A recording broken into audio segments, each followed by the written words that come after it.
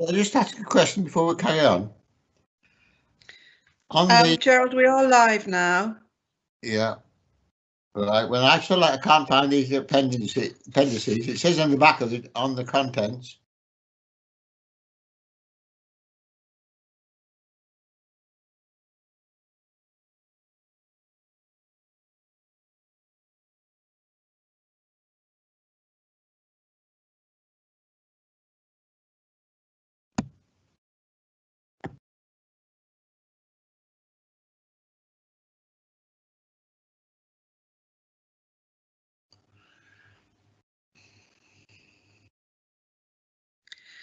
Good morning, everybody. It's 10 o'clock. So I say good morning and welcome to this meeting of the Health and Adult Social Care Overview and Scrutiny Committee. I am Councillor Karen Calder, Chair of the committee. I'm obliged to inform you that this meeting is being live streamed and recorded. Members of the public will be able to hear the audio of the meeting and view the papers shown on the screen. This meeting is being held using remote technology, and should any committee members experience technical difficulties during the meeting, they should immediately contact the designated IT officer on the number they have already been supplied with. Everyone is requested to mute their microphones unless asked to speak. Please only use the chat function to indicate the desire to speak. Do not use it for anything else. As Chair, I will interpret the Council's existing standing orders in light of the requirements of remote participation with advice from the Monitoring Officer prior to making a ruling. At the start of the meeting, I will ask members of the committee to confirm their presence and of any disclosable pecuniary interests they have in the items on the agenda. I will ask everyone invited to speak during the meeting, including members of the committee and officers, to introduce themselves each time before they speak.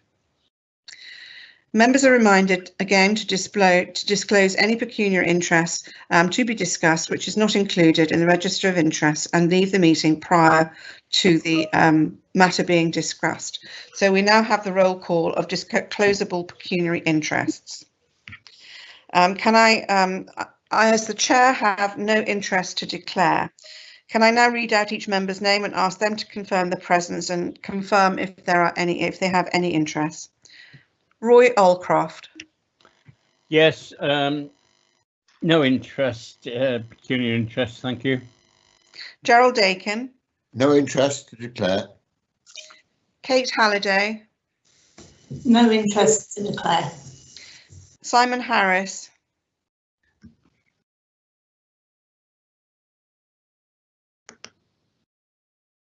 We can move back to Simon should he join the meeting.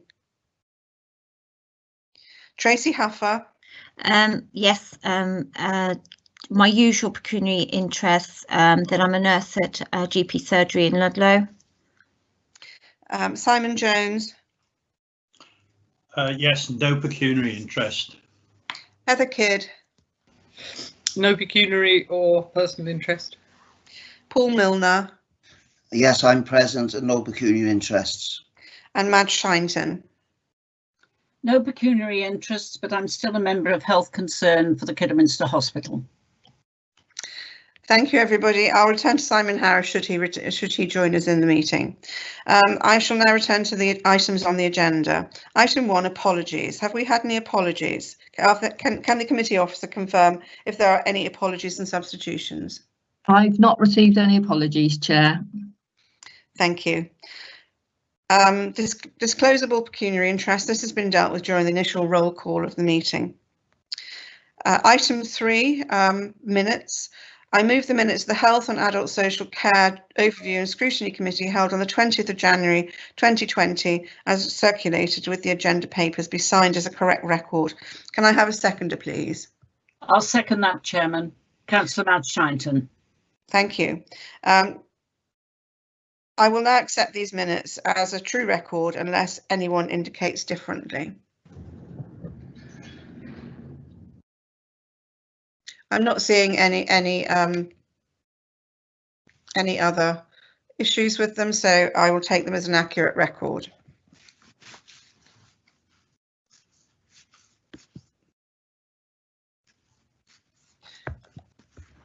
I've just picked up that Simon Harris is struggling to get in, so we'll hold, as I say, on his that he's in and any does he have any interest. So we now move on to item 4, which is public question time. Questions have been received from Diane Peacock. These have been circulated to members of the committee. Please could the Director of Public Health provide the response of these? Thank you, Chair. I'll begin with reading out the question and then I will give the response and then pass over to the Director of Adult Social Care, who's going to give the response on some of the questions also.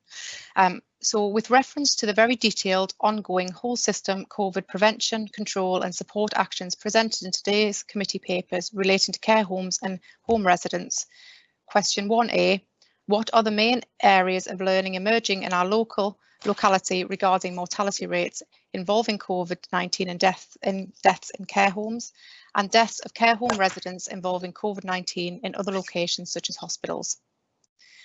Firstly, it's important to put the death rate in care homes in Shropshire into the wider context. Shropshire has a high number of care homes and beds with 120 care homes and 3,500 beds. Herefordshire, as our nearest neighbour, has, for example, 2,100 beds in 87 care homes, and Worcester has 8,786 over 186 homes with a population double Shropshire's. The rate of deaths in care homes from COVID-19 in Shropshire is 39%, with 50% of deaths in hospital and 11% elsewhere. For total deaths, 25% of deaths were outside of hospital or care home settings. This compares to 49% in Herefordshire. Shropshire has seen 42 outbreaks across 120 care homes, 35%, which is the same as the West Midlands average, below Worcester and above Herefordshire. All but one home is privately run. Every death in this pandemic has been a tragedy, and our sincerest condolences go to the family, friends and staff who have lost a loved one to this disease. We've continued to learn and develop our support offer to care homes throughout the pandemic, monitoring the situation closely with our homes through a strong multi-agency working. At each and every stage, Shropshire Council has implemented the latest government guidelines. Measures outlined in the papers to this board have been put in place by the homes and from partners to prevent and contain the spread of this disease, including closing homes to visitors, enhanced testing, PPE support, infection control advice and support, and most recently contact tracing. Each outbreak would be risk assessed and support offered to the home with routine welfare calls to all the homes. All of these tools have been valuable in preventing and containing further spread of infection and reducing morbidity amongst residents and staff. Question 1B.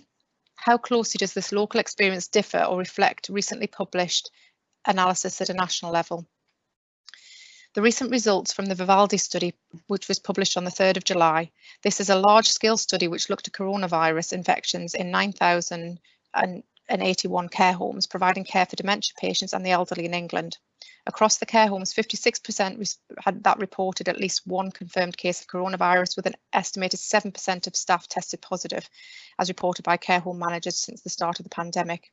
These emerging findings reveal some common factors in care homes with high levels of infections among residents. They include prevalence of infections among staff, some care home practices, such as more frequent use of bank staff, agency or nurse carers, and some regional differences, such as high infection rates with care homes in London and the West Midlands. There is some evidence that in these care homes, in care homes where staff receive sick pay, there are low levels of infection in residents.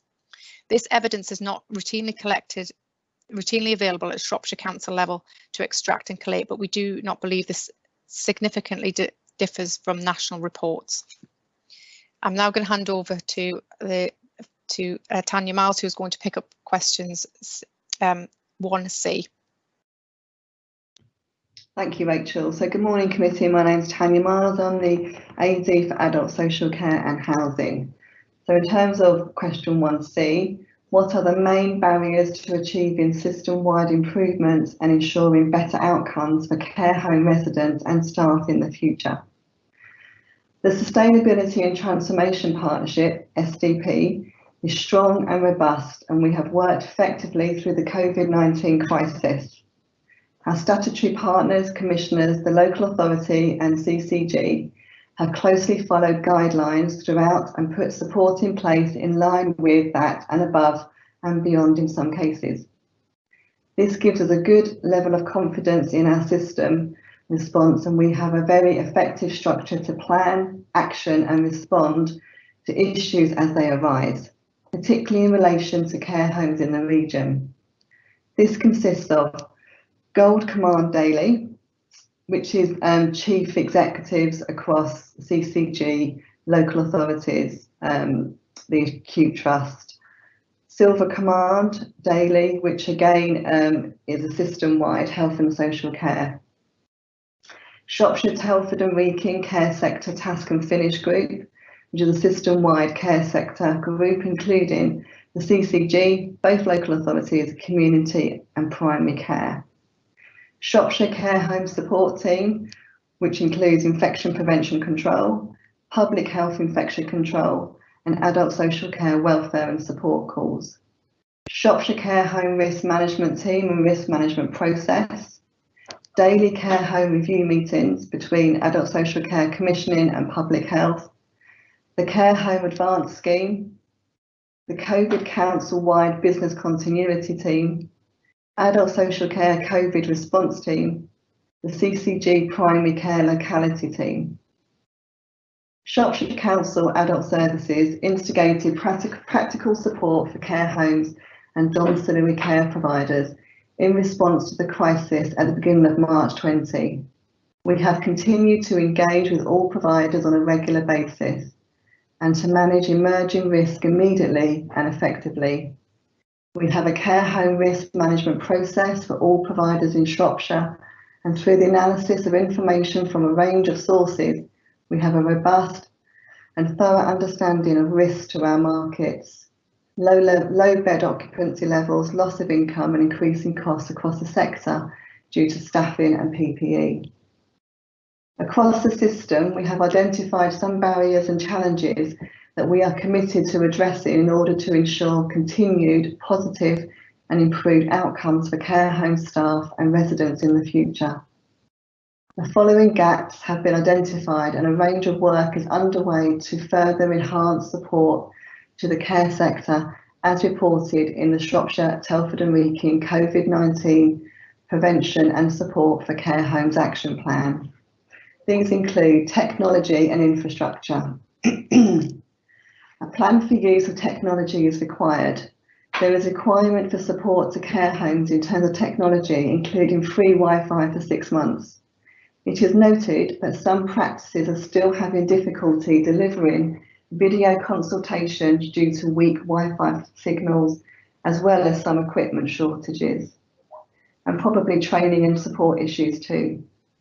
Also, some care homes are unable to utilise virtual training options for infection prevention control. A solution to this could be the provision of 4G enabled tablets that could be loaned out to homes, as well as sorting the IT connections. We are undertaking a piece of work with all homes to understand their capability and need to inform support and investment. Change in traditional care arrangements. Care homes may need support in understanding the need to work differently in terms of using IT. Capacity within general practice to deliver the requirements. Using a multidisciplinary team approach with the support of the CCG Medicines Management Team should reduce impacts on practices. Testing capacity.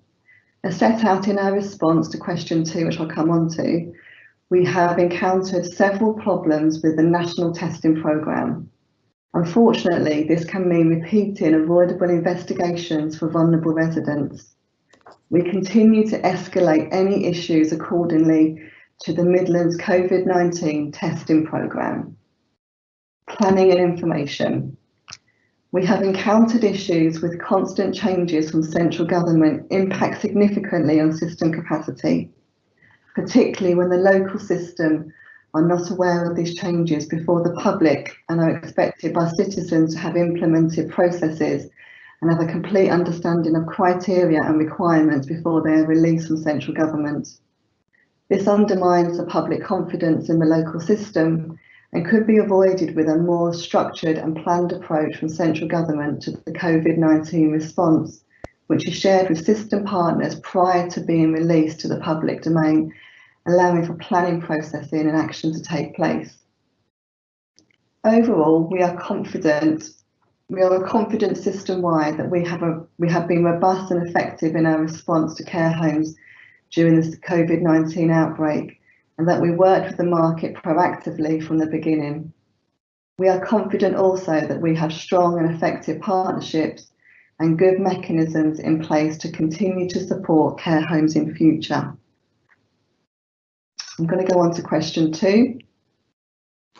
The question: COVID-19 swab test training for STW care home staff was completed by the 1st of June 2020, and from the 6th of July 2020, weekly testing for care home staff and monthly testing for residents was rolled out nationally. What oversight mechanisms were used to track testing iterations in care homes in the area prior to the 6th? And can the public be assured that regular whole care home testing will now be available rapidly and equitably? And the response: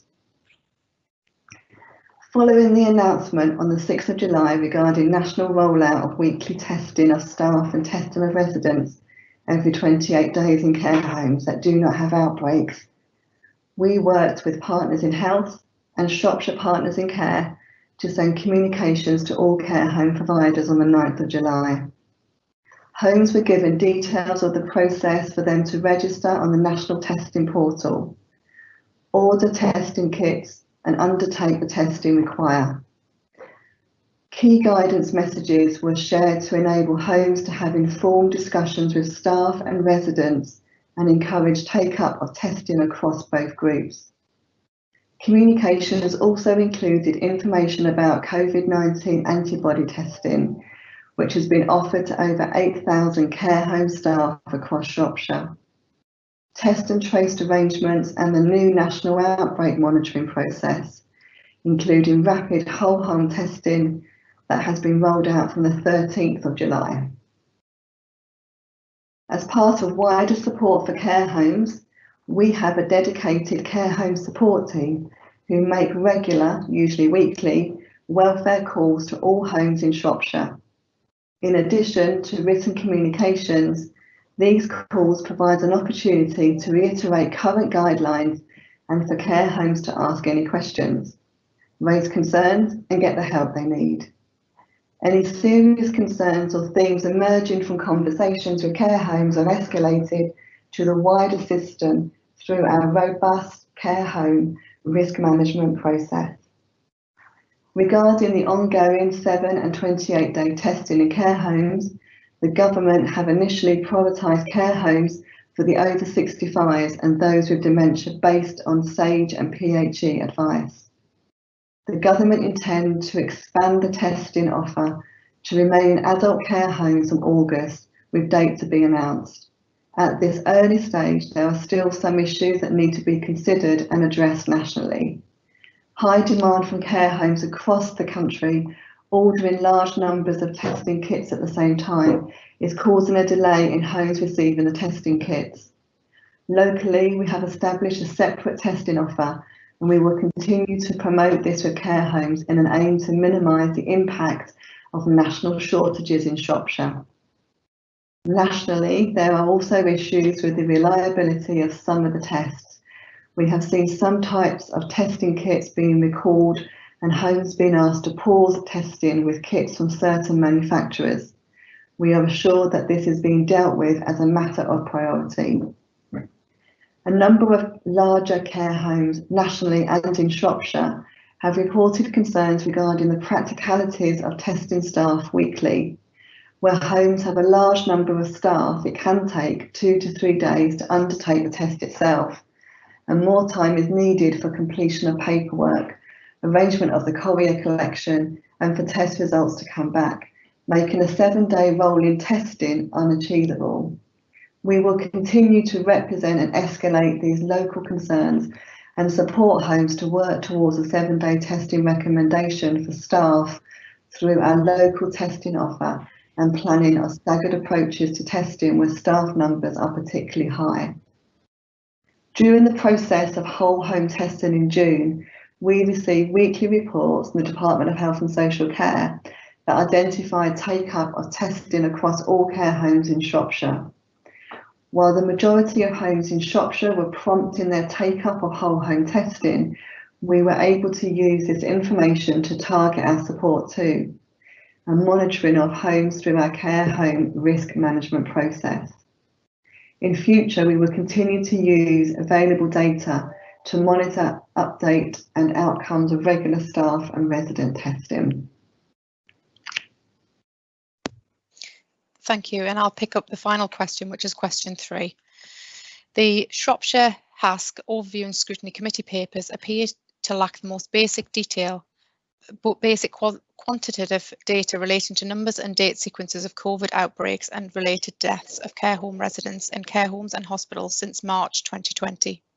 Unless provided with all relevant qualitative and quantitative evidence, how can the public be assured that the Overview and Scrutiny members are in a position to evaluate the impact of the multiple initiatives outlined in the committee papers and thus hold the authorities' decision makers to account for the decisions that affect our communities?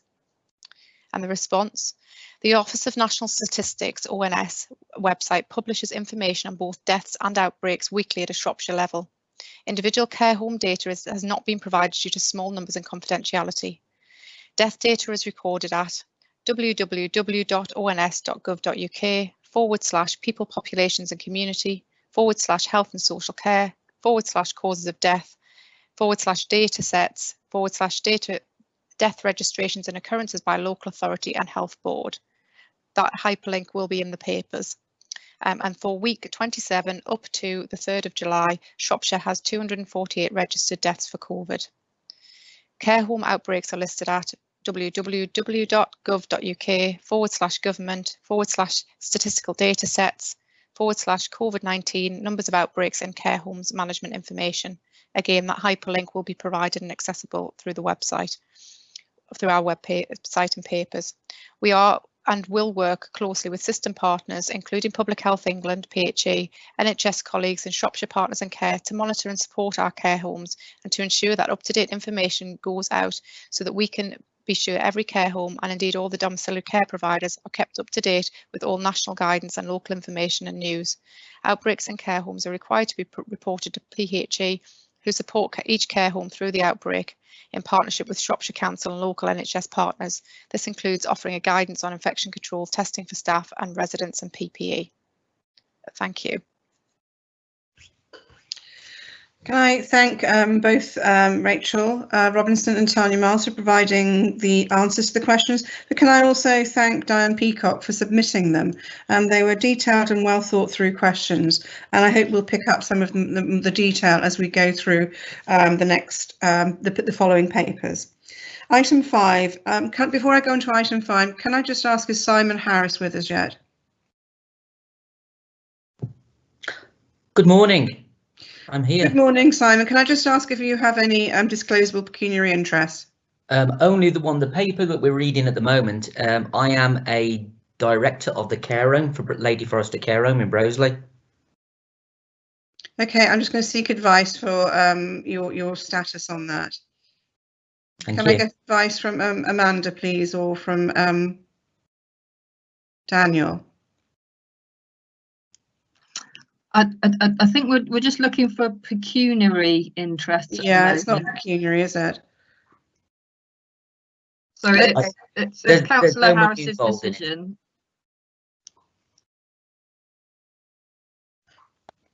Okay, so we'll just take that as a personal but not a pecuniary. Okay, thank you. Thank you, Simon. We'll move on to item 5, which is member question time. We've had no member questions at this time, so we can now move on to item 6, which is the Shropshire Care Home COVID-19 Support and Resilience Plan. We've got Deborah Webster, who's the Service Manager, Commissioning and Governance. Can you introduce yourself and present this item, please? Good morning to the committee, and thank you, Chair, for inviting myself and my colleague Sue Lloyd to present the report this morning. I'm going to hand over to my colleague Sue Lloyd first, who's just going to give a brief sort of situation update on where care homes are at presently, and then move on to presenting the report for you. Thank you. Thank you, Chair, and thank you, Deborah. So the situation that we find ourselves in currently is that the Adult Social Care and Overview Scrutiny Committee have asked for this report on the Shropshire Care Home COVID Support and Resilience Plan. And the report that we're presenting today summarises the ongoing work of Shropshire Council and the work that we're doing with care homes in the county throughout this pandemic. The paper provides a full system-wide plan report, and a summary of the plan is included in the appendices. In terms of our current care home status, we're pleased to say that the trend in outbreaks in care homes is very much down. We have in place, as the report outlines, mechanisms to control outbreaks, and we are working very closely between adult social care, infection control within the NHS, public health locally and Public Health England to provide controls. And currently, over the past 6 weeks, we have had on average 4 outbreaks up until 4 weeks ago in care homes. That's a decrease from the outbreak level we had at the peak of the pandemic. Since the 16th of June, we've had an average of 2 care home outbreaks, and currently we have 0 care home outbreaks, and we are working with care homes to ensure that this continues. I'll hand back to Deborah Webster, having given that overview, so that Deborah can explain the resilience plan that we have had in place throughout the pandemic. Thank you.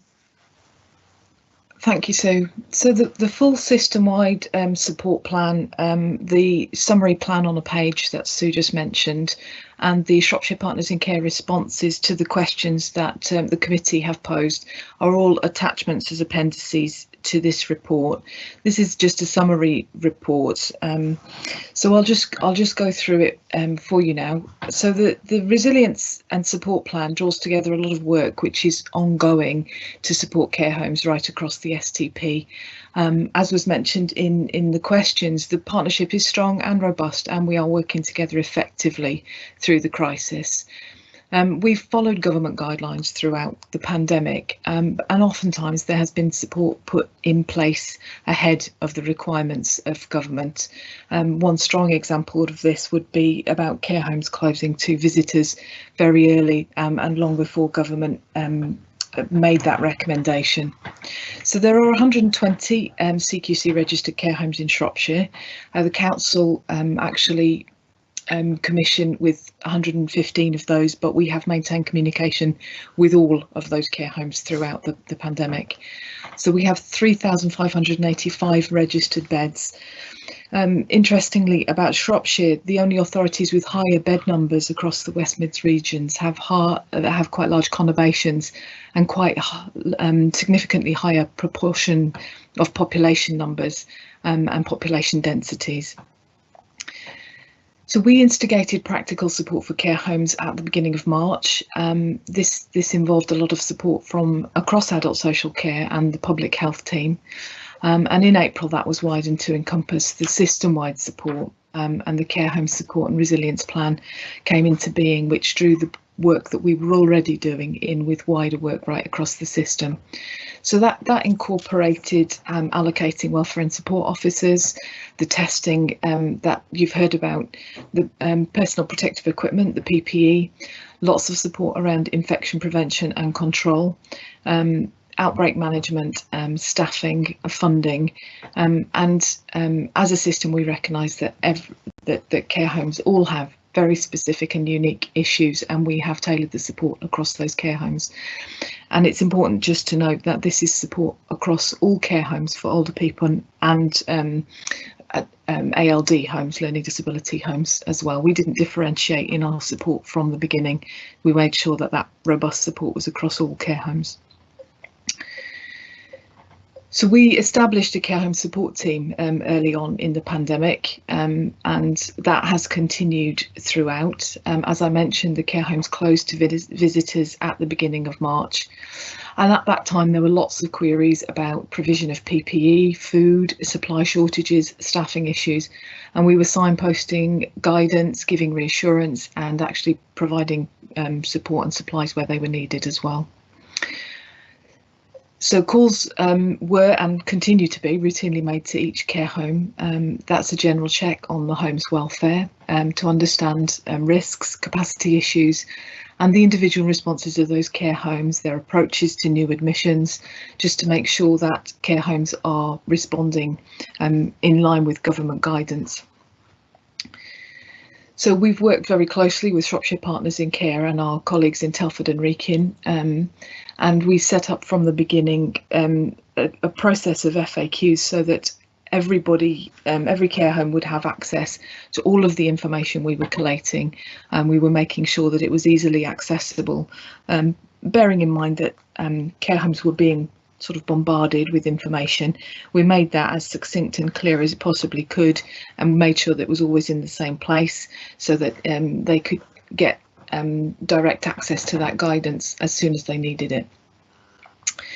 When care homes had outbreaks, they were initially supported by Public Health England, and after 14 days they were supported by Public Health Shropshire, so that we made sure that the support was tailored according to the situation with each home. If there was an outbreak, they had that expert advice and support from Public Health. If there wasn't an outbreak, they still had support and advice from the care home support team. So by April, there was a focus on establishing much wider system involvement to develop a shared understanding of the types of support care homes needed, maximise our resources, identify gaps, avoid duplications, and ensure that targeted and consistent messaging.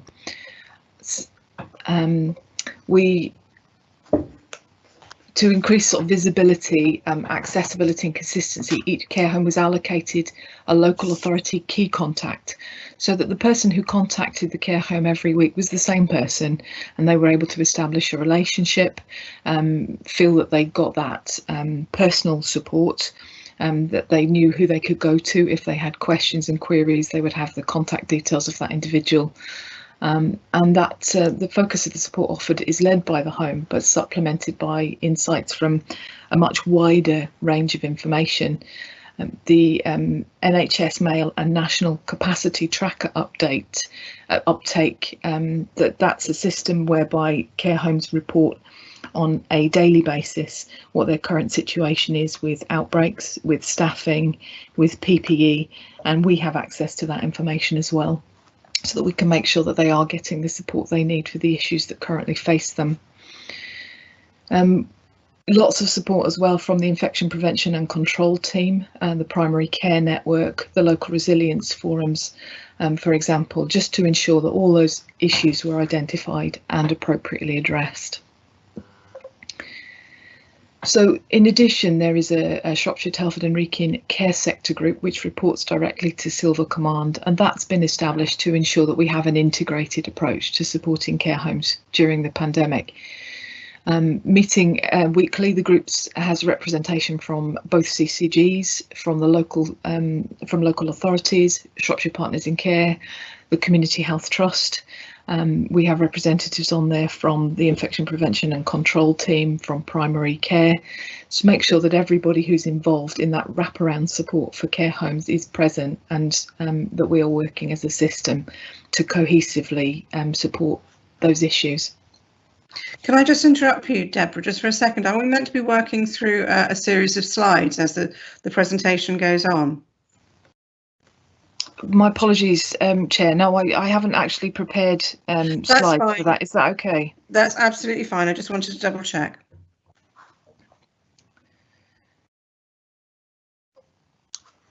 So around just some more details around risk assessment and to manage the emerging risk sort of immediately and effectively, there is a care home risk management group which monitors risk continuously and meets on a weekly basis to manage risk assessment. So information such as the tracker I mentioned is added to our long established risk management processes for contract and management. So we draw together data from CQC, such as the inspection status, any safeguarding and multidisciplinary team concerns, any professional concerns coming from individuals like social workers, any formal complaints, for example. That baseline data is now expanded to include specific COVID risks, so that we overlay one set of data with the other, so that then we've got data on staffing and PPE, any outbreaks that there have been. Any further information is gained through the capacity tracker and Public Health England outbreaks information, any infection prevention control information, so that we have a complete picture of any risks around those care homes. So if we are identifying risks around those care homes, that we will put mitigations and actions in place. And just for ease of reference, we've put together a process map, which is Appendix 3, which shows you the very detailed way that information comes into that risk management process, and that we then action from there, and where those issues would be referred to and who would be responsible for resolving those. So clearly there have been a number of financial implications for care homes throughout the pandemic, and we looked to put in immediate financial support. Decision was made early in March to provide a one-off payment at that point. This followed guidance from ADAS and the LGA. So all of the care homes that the council contract with receive a one-off payment, which was representative of an additional 10% of their contract value for 12 weeks. And in addition, to ease the issues around cash flow, we made sure that we are paying their invoices against their contracts within 5 working days rather than 30, and that we're paying them 2 weeks in advance and 2 weeks in arrears. So between those 3 issues, I'm sorry, Deborah, I didn't catch the last sort of minute of that. I don't know if anybody else had similar issues. Oh, my apologies. Is the sound not clear?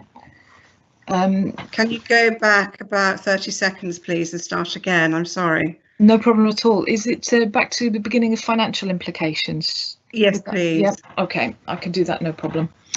So we made a decision early in the pandemic, recognising that there was a number of issues for care homes around cash flow and costs.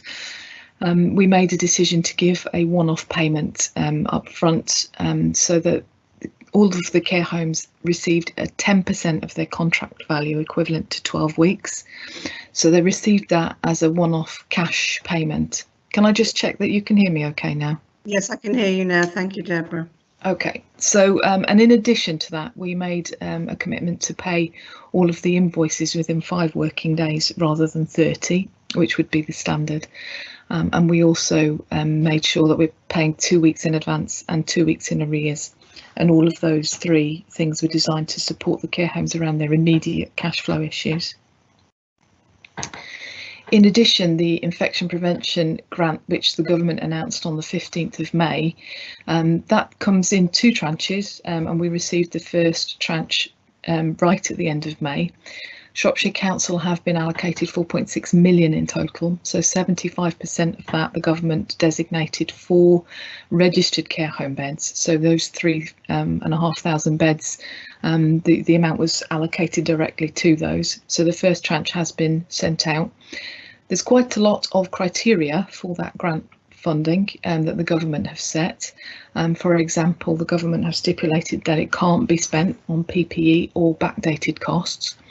However, it is going to be significant support to the care homes, particularly around staffing costs, and we've seen them use that money to prevent staff movement between care homes, so that they're block booking agency staff, for example, or put in things like additional hand washing solutions, or to support people to see their families safely and with all the correct risk assessment measures in place. So that money is starting to be used very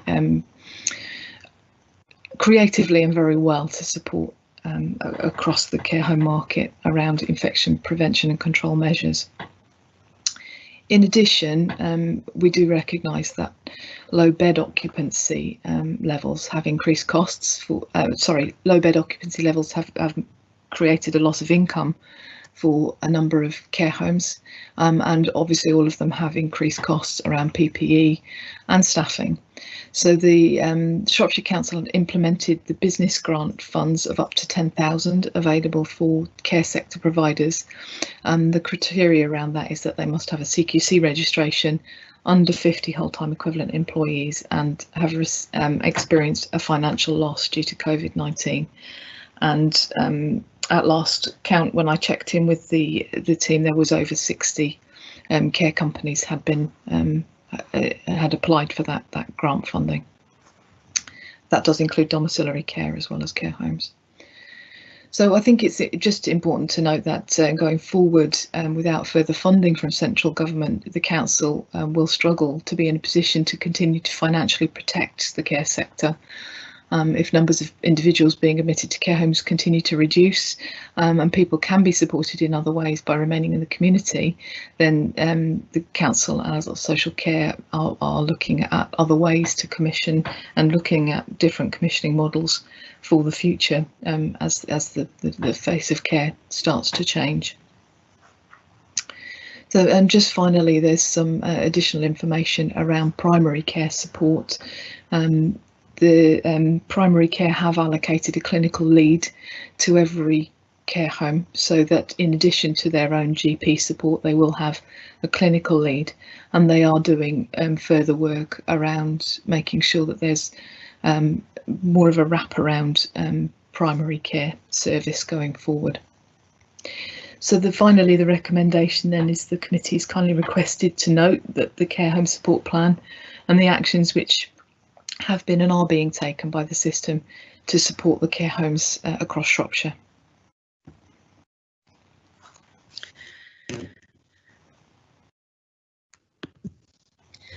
Thank you very much, both Susan and Deborah, for that. I've got a couple of members who already indicated that they'd like to speak, and I'm sure you'll be able to, along with Tanya, be able to answer their questions. So first of all, I've got Heather Kidd first, followed by Kate Halliday.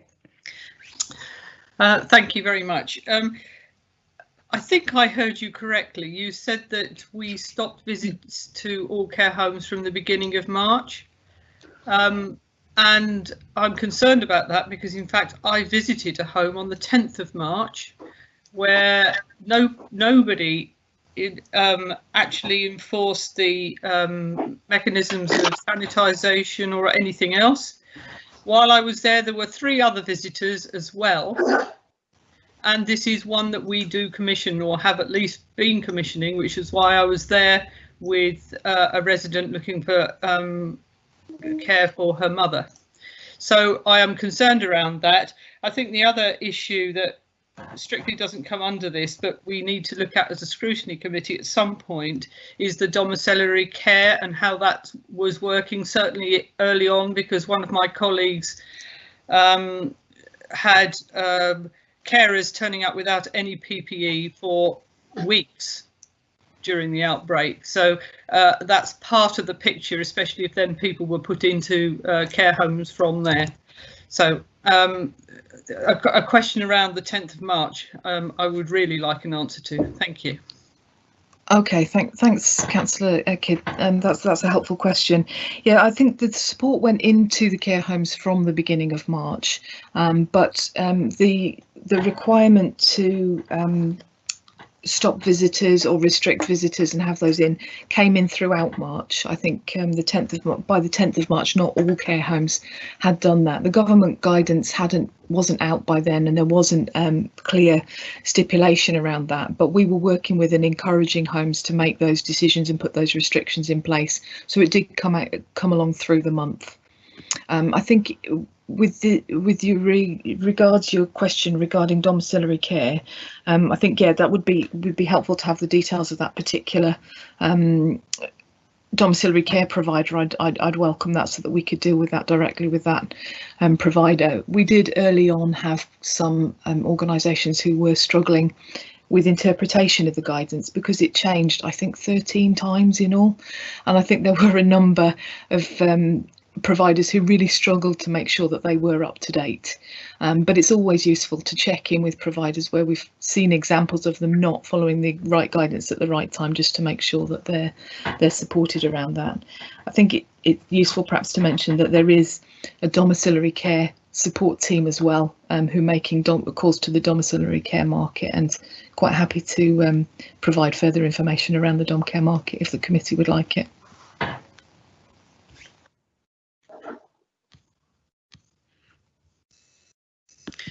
Thank you. Go on to Kate now. Hello, thanks very much for the report, and I'd just like to say in general to staff, I know just how hard people have been working at the moment, and I suspect many people haven't been taking holidays, and I can see that the amount of work that has gone in currently. I've got a couple of questions. One is, we haven't really mentioned people being transferred from hospital to care homes without a test, and I suspect that has had a significant impact on the numbers of cases and deaths in our care homes, and I'm just wondering whether there is any data on that. That would be helpful for, I think, for the committee. My second point is I'd like to thank Tanya for her account. I've probably got some questions that better fit into the next agenda item, but one thing in particular that struck me was the fact that the 7-day rolling testing is going to be, for staff in care homes, is going to be very difficult, and it would be interesting to know if we as a committee, if my committee members are in agreement, could do something to support any calls for help with that, because it's so nice to hear that the deaths are going down in care homes and the cases, and long may that continue, I hope, but in case there are further outbreaks, it would be really helpful to have that 7-day rolling testing in place. And I think I'll leave it at that. I'll leave it at that to those two points. Hi, it's Tanya here. I'll start the response if I may. So I guess in practice, due to the significantly lower number of discharge numbers that we saw in this system, a high number actually went home first, and the majority of individuals actually went on to the community hospitals.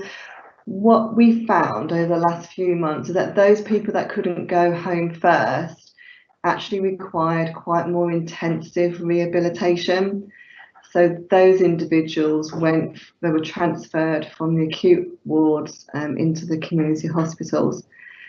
It's important to note that the original advice that we were given in those early days was that testing wouldn't be done for patients that weren't displaying symptoms. The advice to care homes that were prepared to take a patient coming out of hospital was that they should self-isolate for a period of 14 days following discharge. Testing for all discharges, regardless of the presence of symptoms, wasn't implemented until around the 16th of April. But as I said, we actually saw, for this, as you know, in this system, we discharge patients really well, and we have a very low delayed transfers of care, as committee members will recall. So actually we saw quite a reduction in the number of patients being discharged out of hospital, and in the main they either went home first with their families or domiciliary support, or they went into community hospitals. The majority of our providers, and I'm sure Deb will elaborate further on this, indicated that they weren't prepared to accept admissions with either out a test or where there was a positive COVID indicated prior to discharge. Don't know if Deb, you want to add further to that, or Rachel indeed, in terms of any data. Thanks, Tanya. It's Deb Webster here. Yeah, so I think one of the things that we have seen with Shropshire care homes is a very responsible level of caution around hospital discharges, even prior to national guidance regarding tests on discharge. And in Shropshire we did not see the kinds of numbers of infections coming out of hospitals that were seen elsewhere in the country.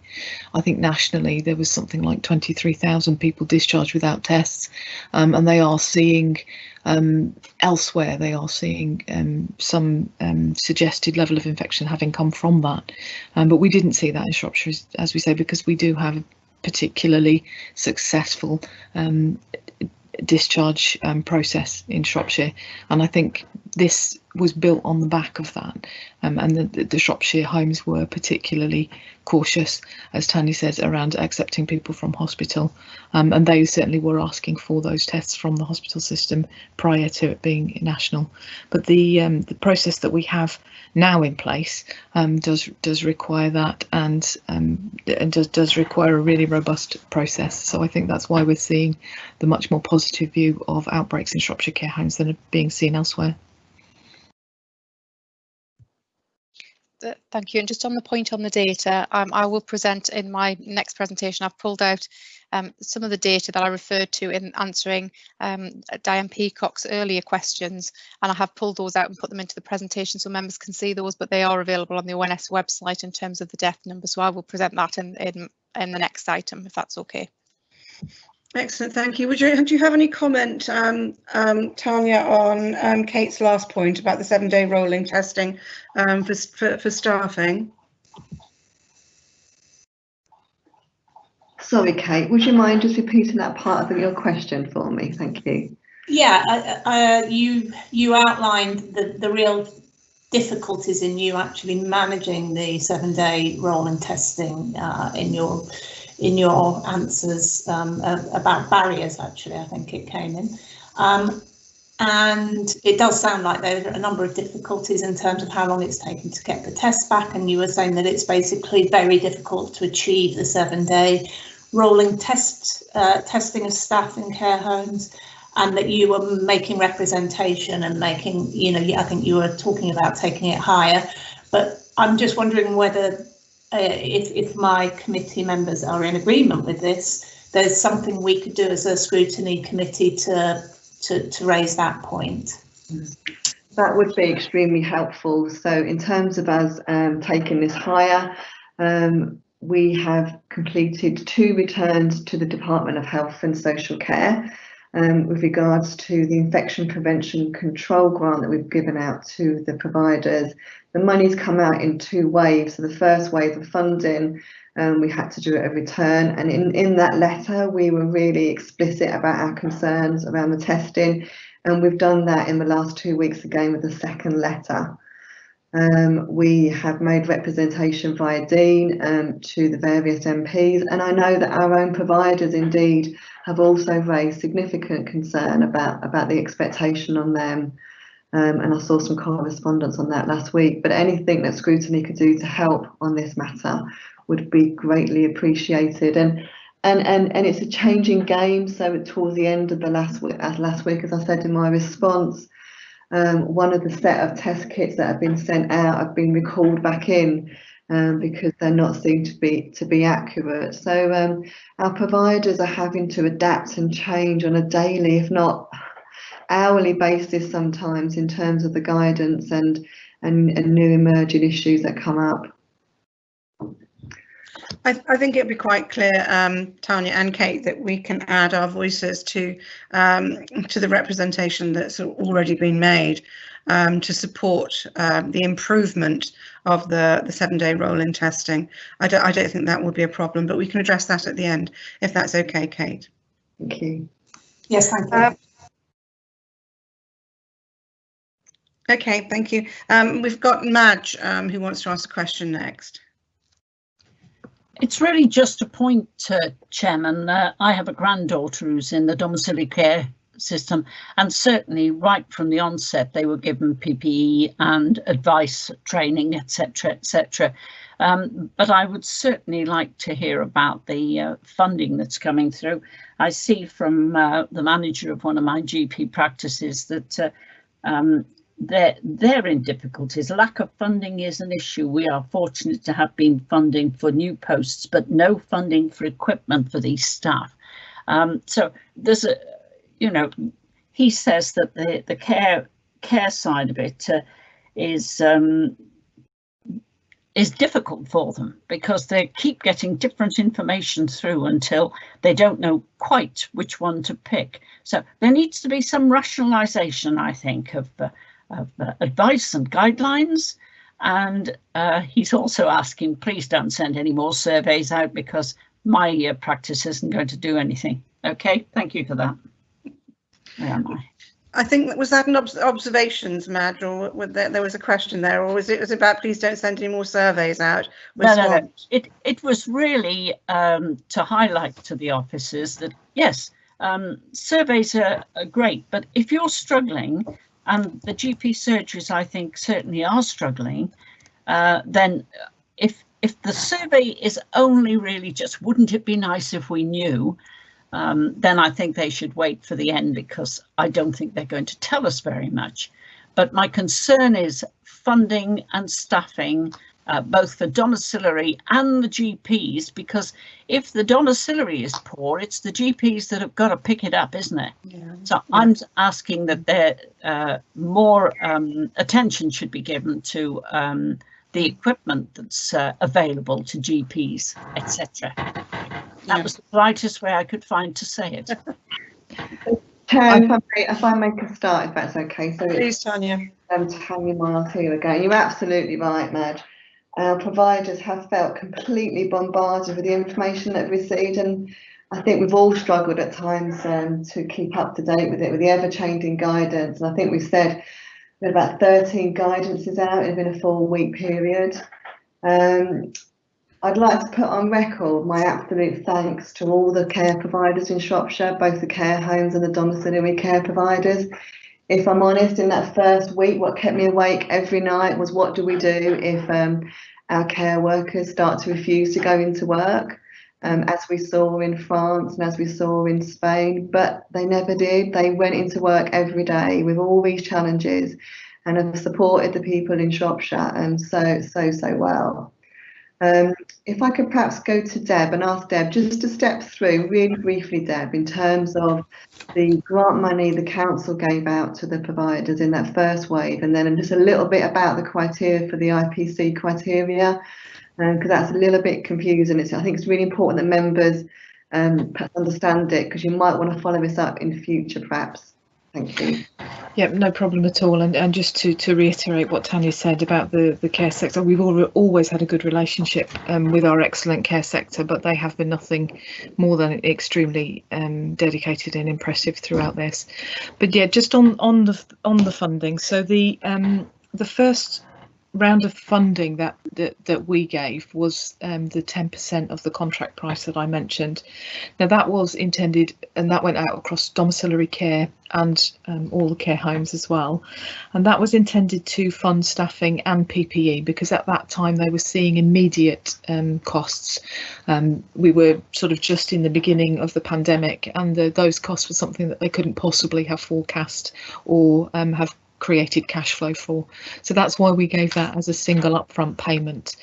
I think as time went on and the government made more noises around the amount of money that they were going to give for infection prevention grant, they came out with that, and it's split several ways. Firstly, it's split into two tranches, the 4.6 million that was allocated to Shropshire, and the first coming at the end of May, and the next coming in July, they've said, but we still haven't had a date for that to come through.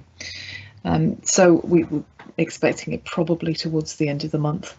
So that money again is split in two ways. 75% of that was allocated for care homes against the number of beds they had, so it was amount per bed essentially. The government stipulated that they couldn't spend that on PPE. As Tanya mentioned, we have made a representation to the Department of Health and Social Care about that, because the PPE has been one of the most significant expenses, and to prevent that has been quite challenging. However, they have been able to spend it on other infection prevention and control measures, as staffing, as I mentioned in the report, for example.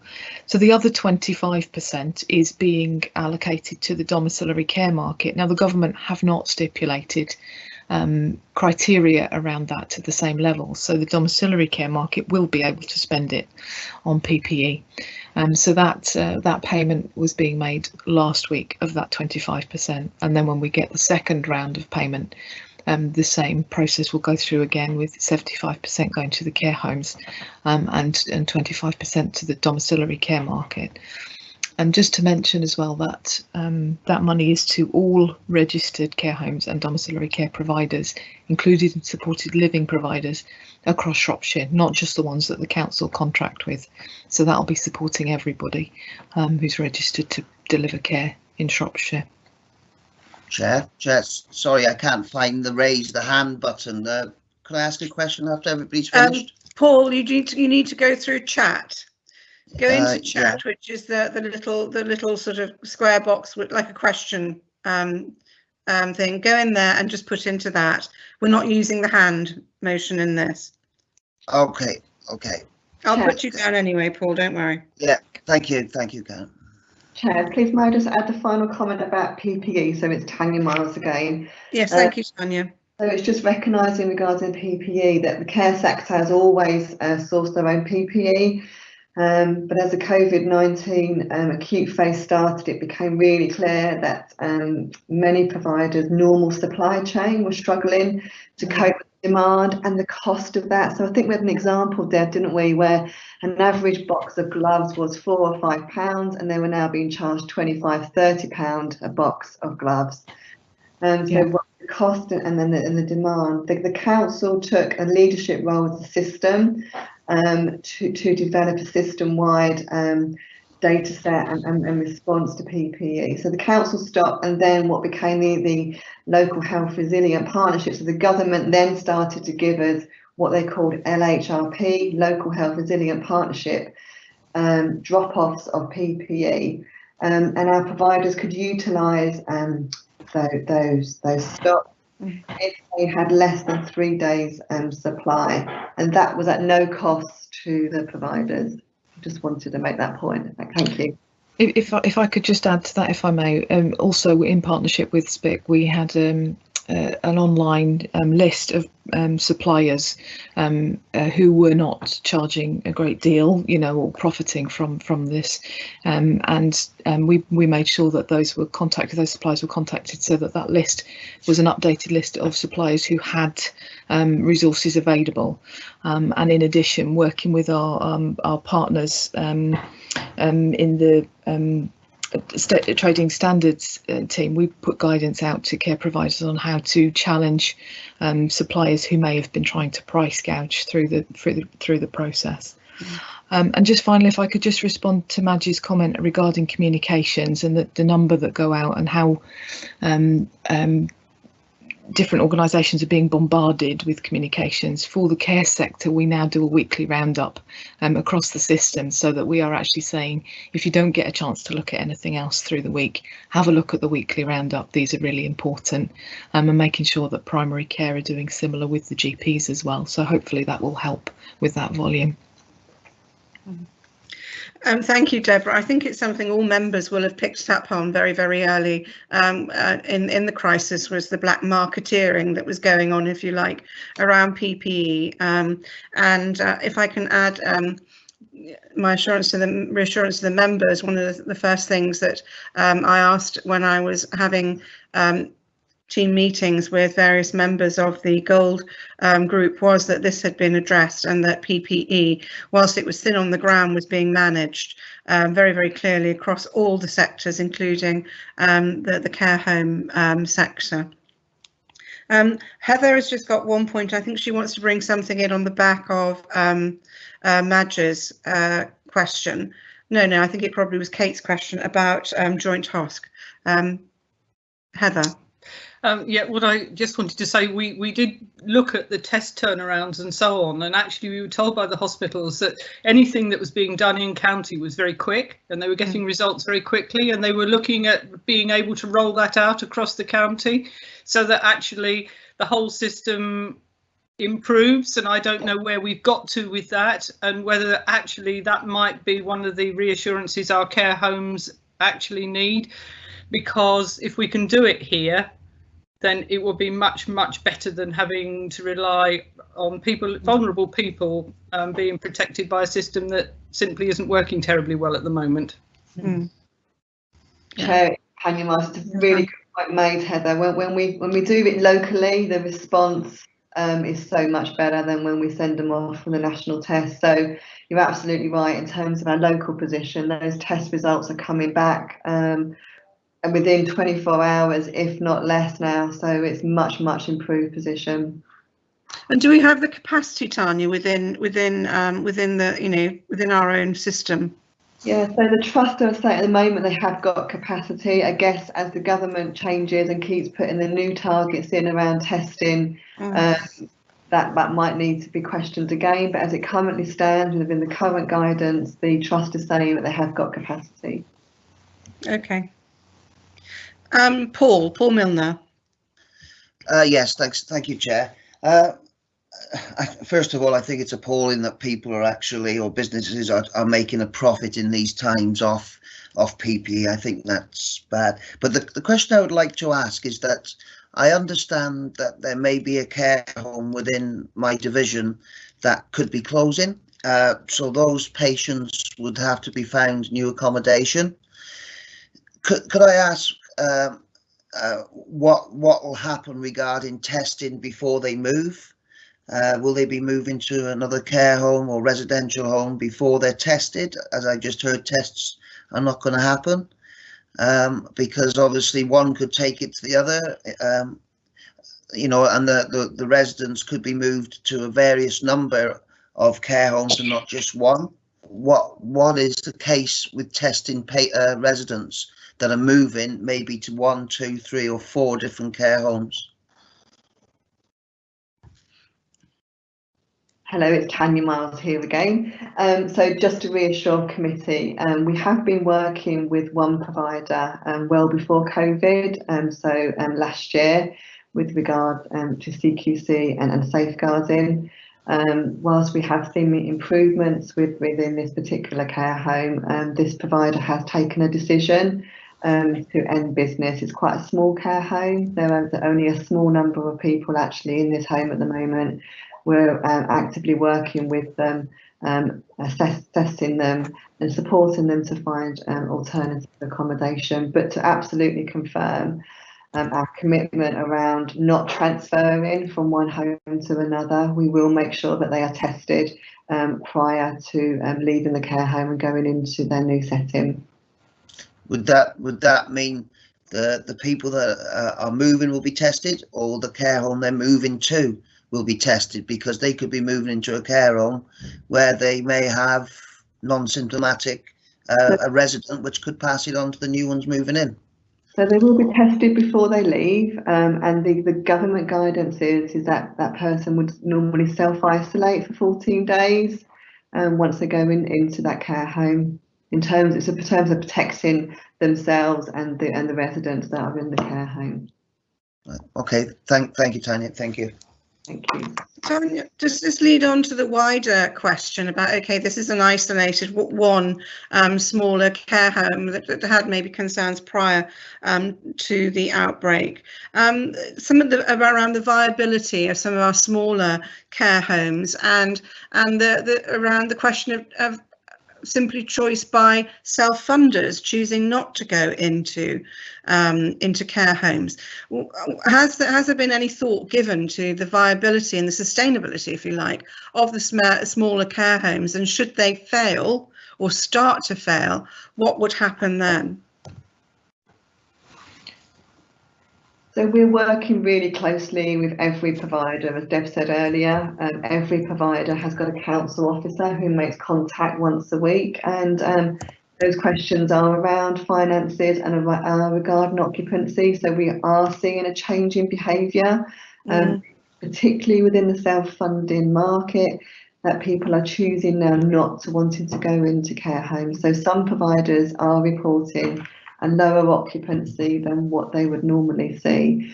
As Deb said earlier, you know, we're really keen to work with Shropshire Partners in Care and with our providers regarding that reset and transformation, because we don't want to lose providers in Shropshire, but we might need to adapt some different models of care to support the providers in doing things differently in Shropshire. Deb, anything you want to... Sorry, Chair. Just one last question for me, and I wondered if this might fit in with that response there. Earlier on, Deborah asked about additional primary care support, and I just wondered if we could have a bit more of a description of, she said clinical primary care support. I just wondered, what does that actually look like? Can you describe it? Yeah, absolutely. So currently the care homes have all got the clinical lead, which generally tends to be a senior GP who is their contact person for COVID. What the primary care are looking at the minute is looking across the primary care networks to expand that so that there will be links in with therapy, with physio, with OTs, to make sure that all of those are linked, because it's recognised that COVID-19 is not going to be resolved immediately, that we are also heading towards a period of winter pressure and our general seasonal flu. So I think that's one of the things that they're looking at, that model that they're looking to bring in, that wraps around with those therapists, the GPs, etc., by the autumn. So we're getting more details as they're developing those. So certainly something that we'll be able to share when we've got a more robust picture of what that's going to look like. Thank you, Deborah. Gerald, did you indicate that that you wanted to ask a question? Yes, I did. Yeah. Thank you. Can I ask it now? Yes, please do. Yeah. Historically, there's been a bit of a bed blocking with people not leaving the hospital quickly enough. The hospital are not discharging them, or they're being held back because they haven't got anywhere to go to. Has there been any difficulty with this COVID-19 that stops people leaving hospital at the recommended rate? Hi, it's Tanya Miles again. I'll take that question if I may. So as I said earlier, we've actually seen quite a reduction in people coming out of hospital in terms of discharges. The government gave us new guidance in terms of hospital discharges and gave us a 2-hour window of discharging the patient out of hospital within the system. I'm really pleased to say, as a system, you know, we have actually met that target. We've been discharging patients a lot quicker, and if you remember the conversation we had regarding the fact-finding assessments in previous committees and the struggles with getting those in and getting those that are accurate, there's been a whole piece of work regarding improving the timescales of getting the FFA. So it might have taken before maybe 2 or 3 days for a fact-finding assessment to go from the ward to the integrated discharge hub. That's currently taking 30 minutes. So there's been massive improvements there. So I can confidently say to you, Gerald, that actually we've improved even further our hospital discharge, and a system that already had one of the best delayed transfers of care in the country. That's fantastic. Thank you. Yeah, well done on that, Tanya. Tracy, you have a question. Yes, thank you, Chair. It's really around, it's probably linked in with Joel's and it's probably applicable to the next section of our meeting. Currently at our community hospital in Ludlow, we have had extra beds in place, a ward reopened to take COVID patients.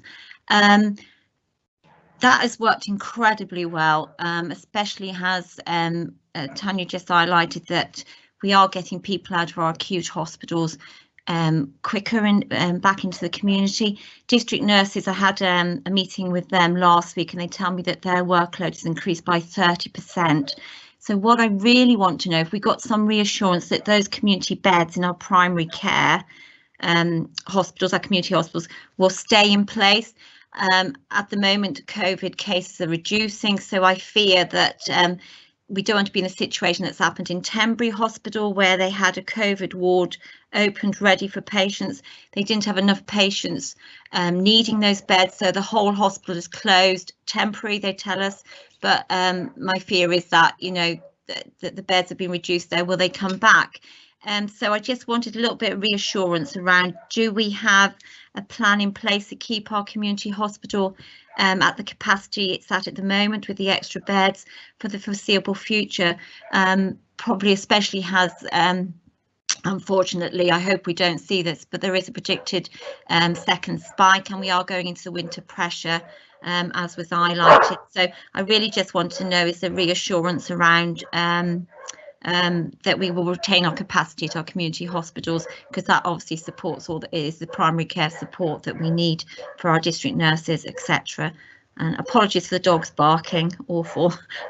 Hello Tracy, it's Tanya Miles here again. So the system, as you would expect, has done a number of demand and capacity models throughout COVID. And they're now working on one in terms of, will there be a second peak? So planning for a second peak, as well as winter. And we know within this particular system, you know, we have hard winters. We do have very difficult winters. So the system is currently working on demand and capacity. And as far as I'm aware, what I can say today, there is no plan to reduce the current capacity. It's recognising that the capacity that we've currently got is working well. And is likely to be needed into the winter and more potentially. You'll be aware that the community hospitals are commissioned by the CCG, but the CCG are very much leading the demand and capacity work. And as I can report today, as I understand it, that piece of work is ongoing, but there is no desire and no plan to change the capacity at the moment. Thank you, that's helpful. Thank you. Can I just add as well, as chair, the level of cooperation and cross-party working, if you like, within the system that I've seen so far is absolutely exemplary. All of the system has been there to support the other parts of the system, and I think they recognise the value of that. And you know, okay, so it's happened in a crisis, but I think the system has also recognised the value of that going forward in continuing that level of support. So if there is ever anything that you could say positive that has come out of this horrendous COVID-19 pandemic, is that the cooperation in the crisis has, you know, that spirit has risen up and everybody has pulled together. Kate, you're asking, can I add a quick point? Yes, please do. Yes, it's kind of on the back of what you've just said, Chair, which is I've just had a quick look at some of the statistics on care home deaths, and a study by the London School of Economics have estimated that 5.3% of residents have died in the UK, care home residents. And maths isn't my strong point, but I think it looks like Shropshire percentage is around 2.6%, I think. And so, you know, I have been reassured by some of the questions, some of the answers, particularly in terms of the number of people who were discharged out of hospital without a test. It sounds like there's been a number of local initiatives that have perhaps helped us keep the deaths lower, although still tragic. You know, this isn't self-congratulatory at all, but it does look like there's been a number of local efforts made to perhaps mitigate some of the deaths. Not by any way of excuse or whatever, but I think, remember observing, you know, as the pandemic first started to unfold, everything was viewed nationally through the prism of the acute hospitals, without maybe the complete understanding of the repercussions in the wider system. And I felt as soon as that recognition was there, that was when you know what I mean? It was that, these are my views purely, it felt as though everything, I say, was viewed through the prism of the acute hospitals. Let's clear the beds so that we have the capacity within the acute to deal with the deluge that we're expecting of the severe COVID cases. And as I say, maybe not the attention to detail of the knock-on consequences of that. But I'm really pleased, and I think it goes back to the brilliant working relationship that we've always had with SPIC, Shropshire Partners in Care. We've had that ongoing relationship across the sector with them. So, you know, they're a very mature organisation, and I think they very quickly realised the consequences of this sort of knee-jerk reaction to discharge patients into the community. So I think we can take some reassurance from that, Kate, and as I say, I agree with you. I'm just going to bring, I'm not seeing any other questions coming up on this paper, can I also add my thanks to Tanya and her team for the excellent work, and if they would also pass on our appreciation to the workers and the staff in the care homes, if that's at all possible at this point. I'm going to bring in Dean Carroll, the portfolio holder. I think he just wanted to add a point or two. Dean. Thank you, Chair. Yeah, you've actually quite succinctly summed up part of what I was going to say. Fantastic efforts by everybody in public health and adult social care. It has been a very fast changing situation nationally and globally, but certainly in Shropshire we have made every effort to try make the system as straightforward as possible for our care providers in terms of accessing PPE, in terms of accessing the latest information and support that they need and funding. So I think I'm heartened that has been recognised this morning, because it has been an extraordinary effort by our officers. So I'd just like to add my thanks into that as well. Thank you, Dean. Well, we only have one proposal, well, recommendation, I suppose. Kate, would you like to make that as a proposal?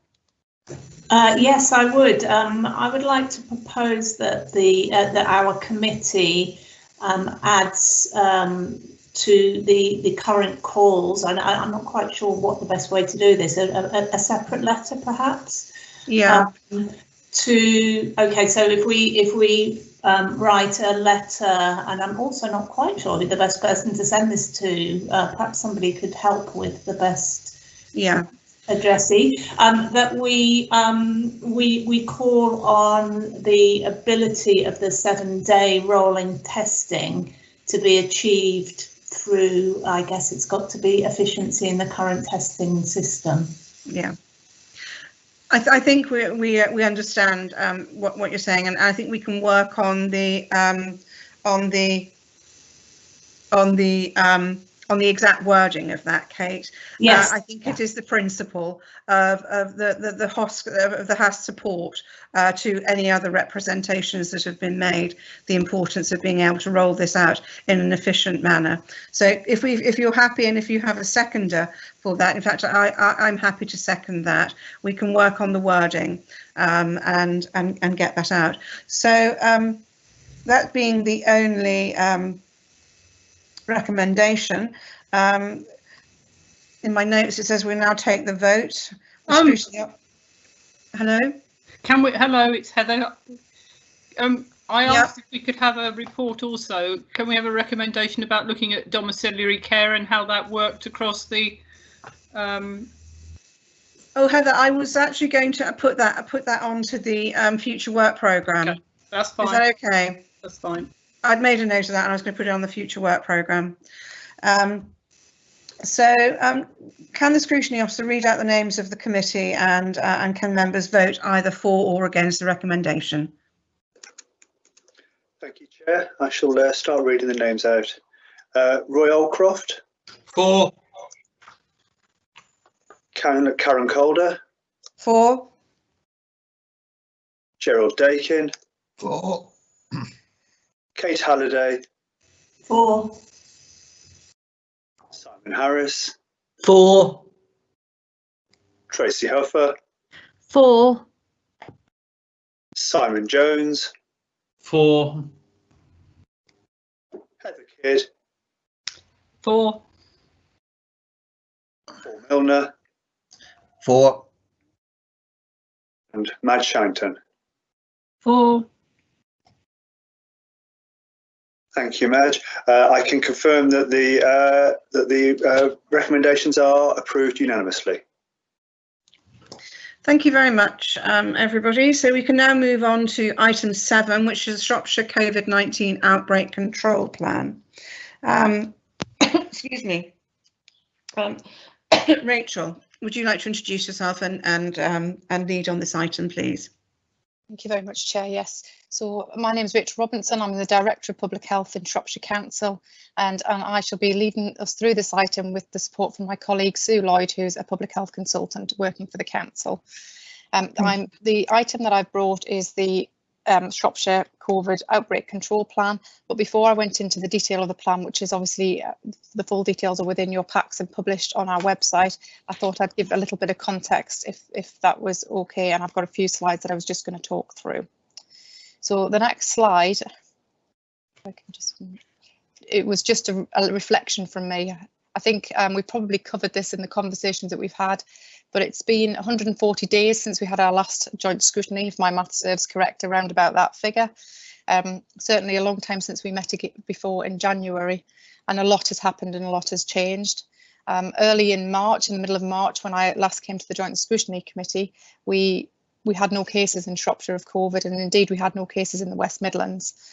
Currently, the current number as it stands at the moment is 1,410 cases that we've had confirmed of COVID-19 within Shropshire, and we've had 248 deaths that have been confirmed across our hospitals, care homes and out of hospital settings. And as I said, within our paper, each and every one of those is deaths is felt and is tragic.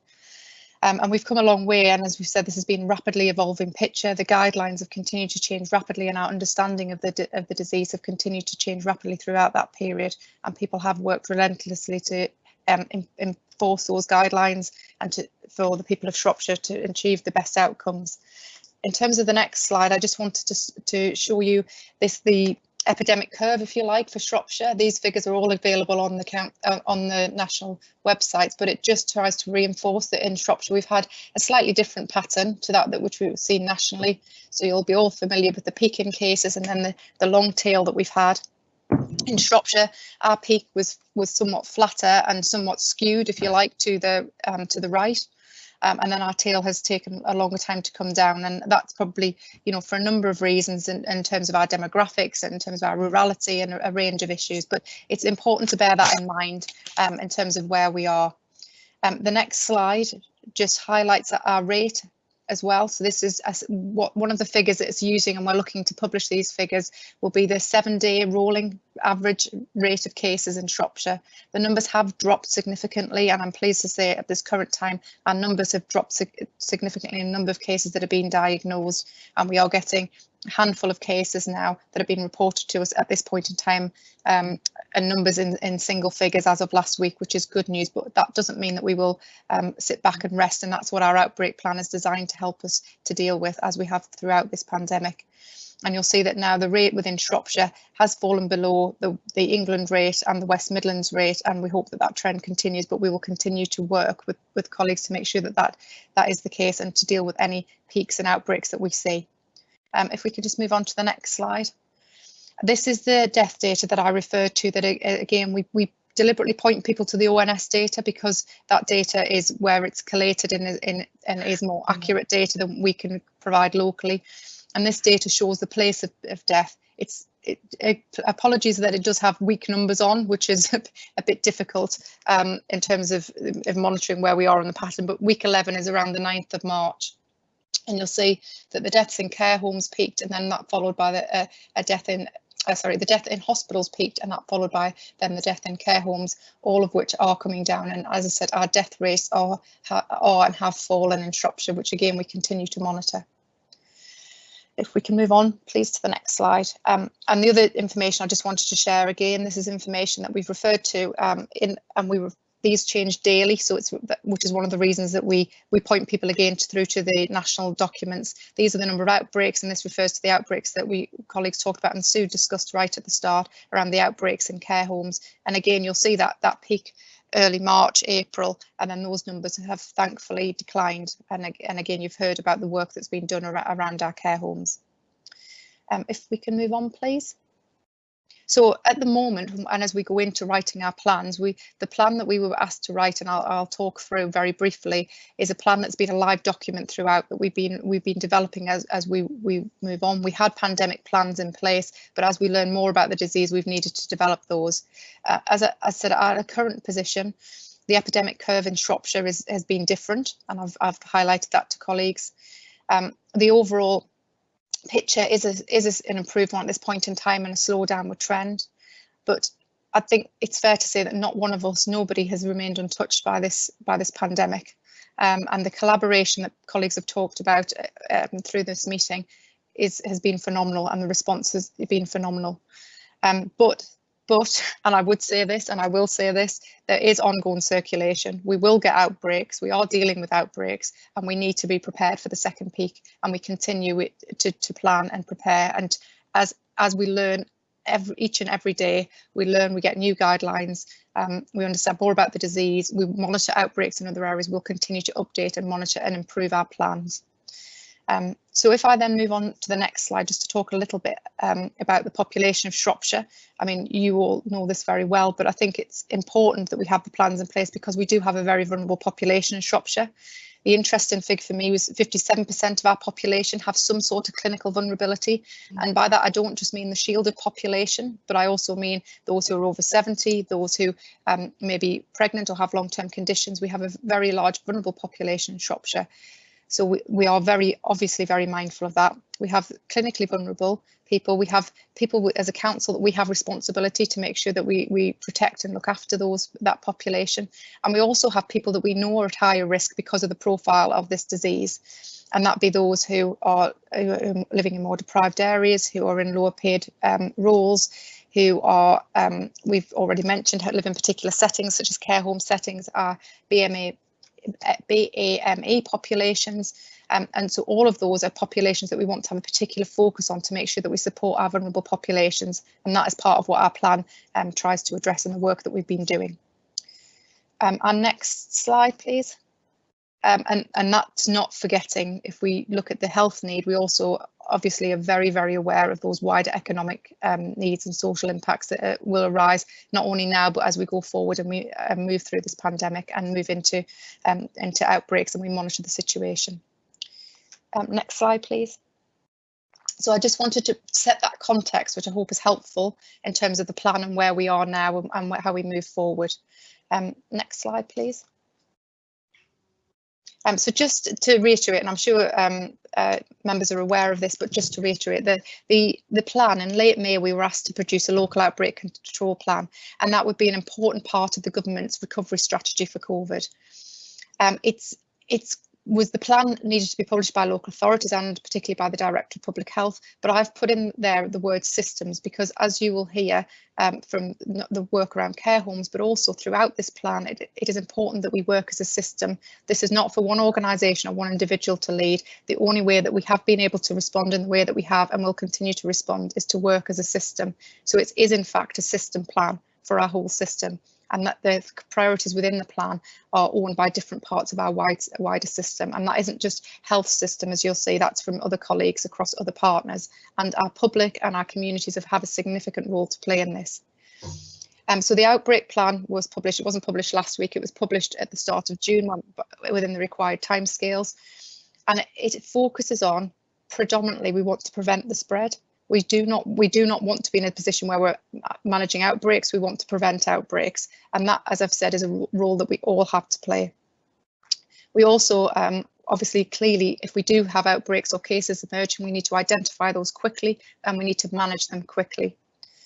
The outbreak plan also had to be local. Every area, I think, has been recognised. While there's some work that clearly needs to be done and delivered nationally around outbreaks and managing COVID, every local system has a different response and has different opportunities and has different demographics. So the plans must reflect local needs and be driven locally.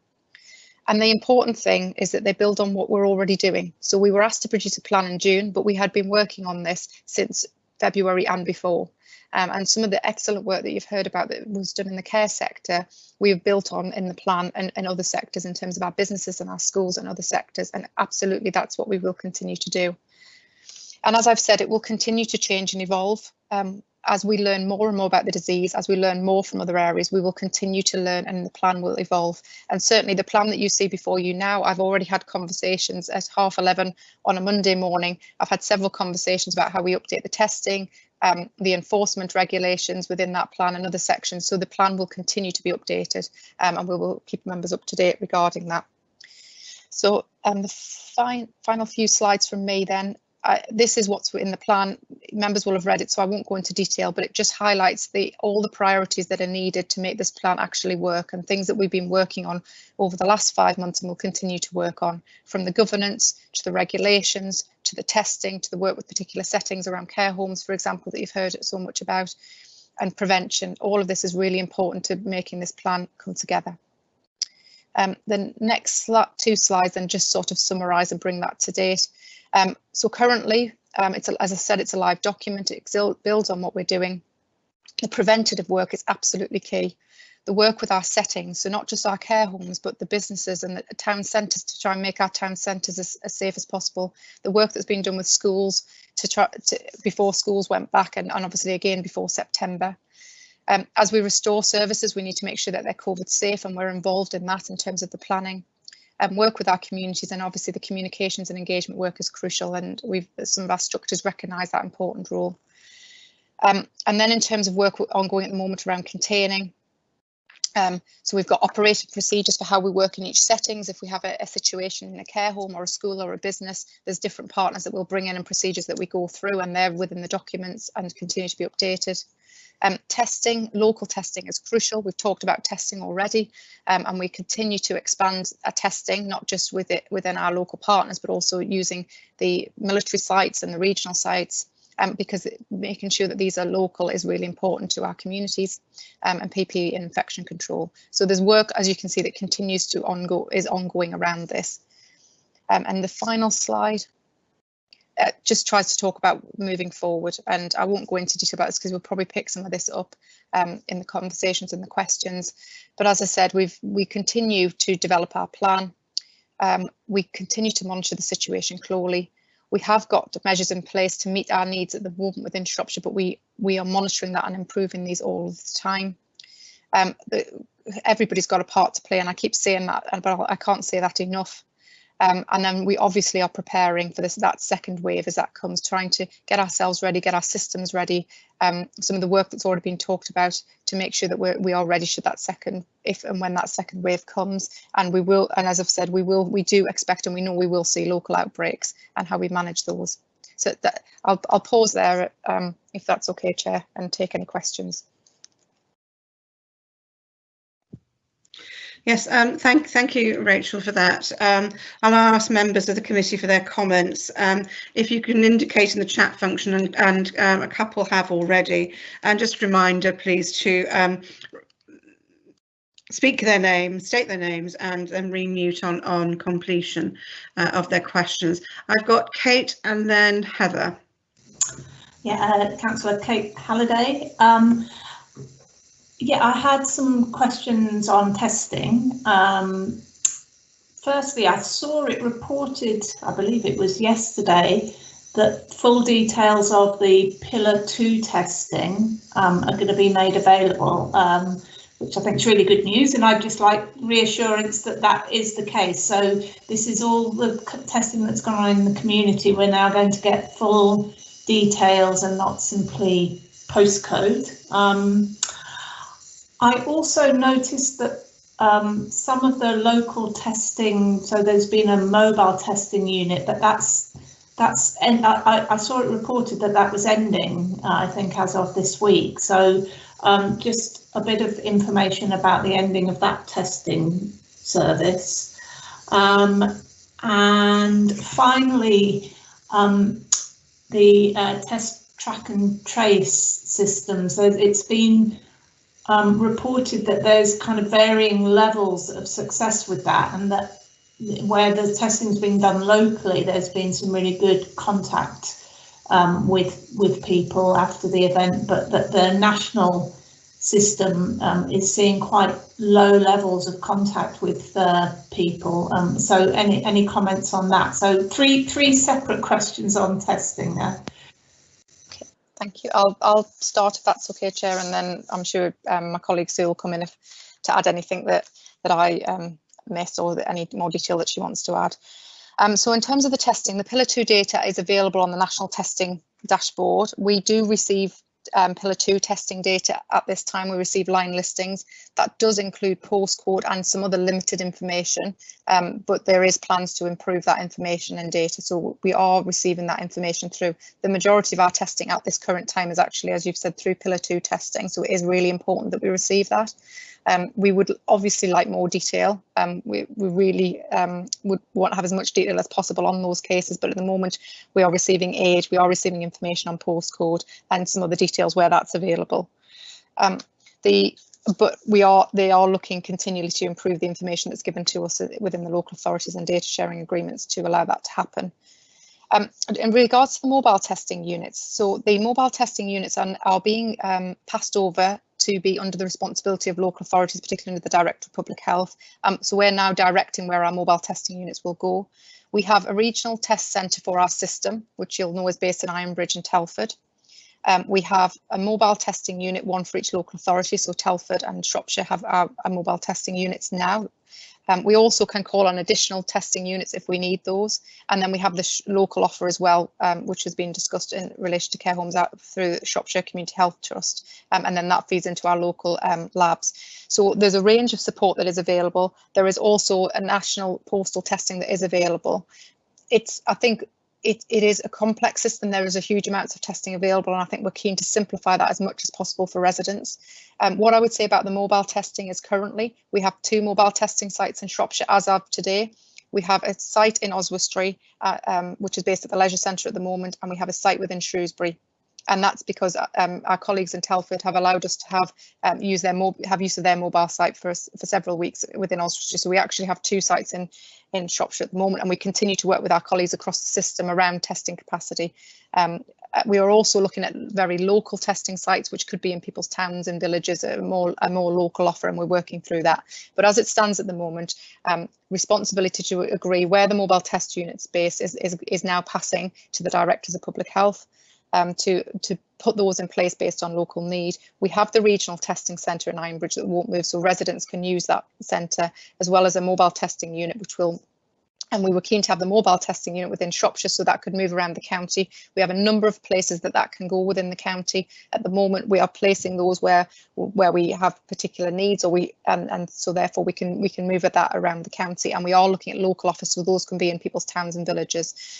So just to emphasise that really, and also it's really important because so people understand that there is testing available. You don't have to travel far, and for those who can't travel, you can get that through post. There is a postal system available, and we are looking at expanding that offer. So if people have got symptoms, we really want to encourage people to be tested.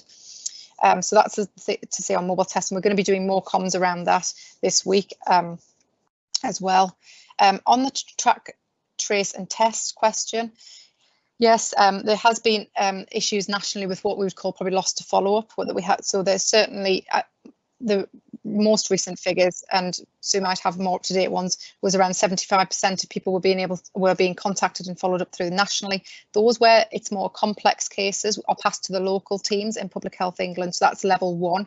So that's where you may have care home settings involved, or particular high-risk workplaces or healthcare workers. It'll be passed to either Public Health England or the local occupational health team to follow those up, and they have 100% follow-up broadly, so really good follow-up in those complex cases. We are undertaking a pilot with Shropshire will be one of those areas, and Telford, who are undertaking a loss to follow-up pilot where we are picking up those that we weren't able to follow up nationally, and we'll undertake to follow those up locally, and again much better success rates, I guess, locally around that following. We are doing we are moving as well to undertake some of that contact tracing locally within teams, particularly where there's an outbreak situation and where we're having systems in place and training to allow us to do that. So the system is improving.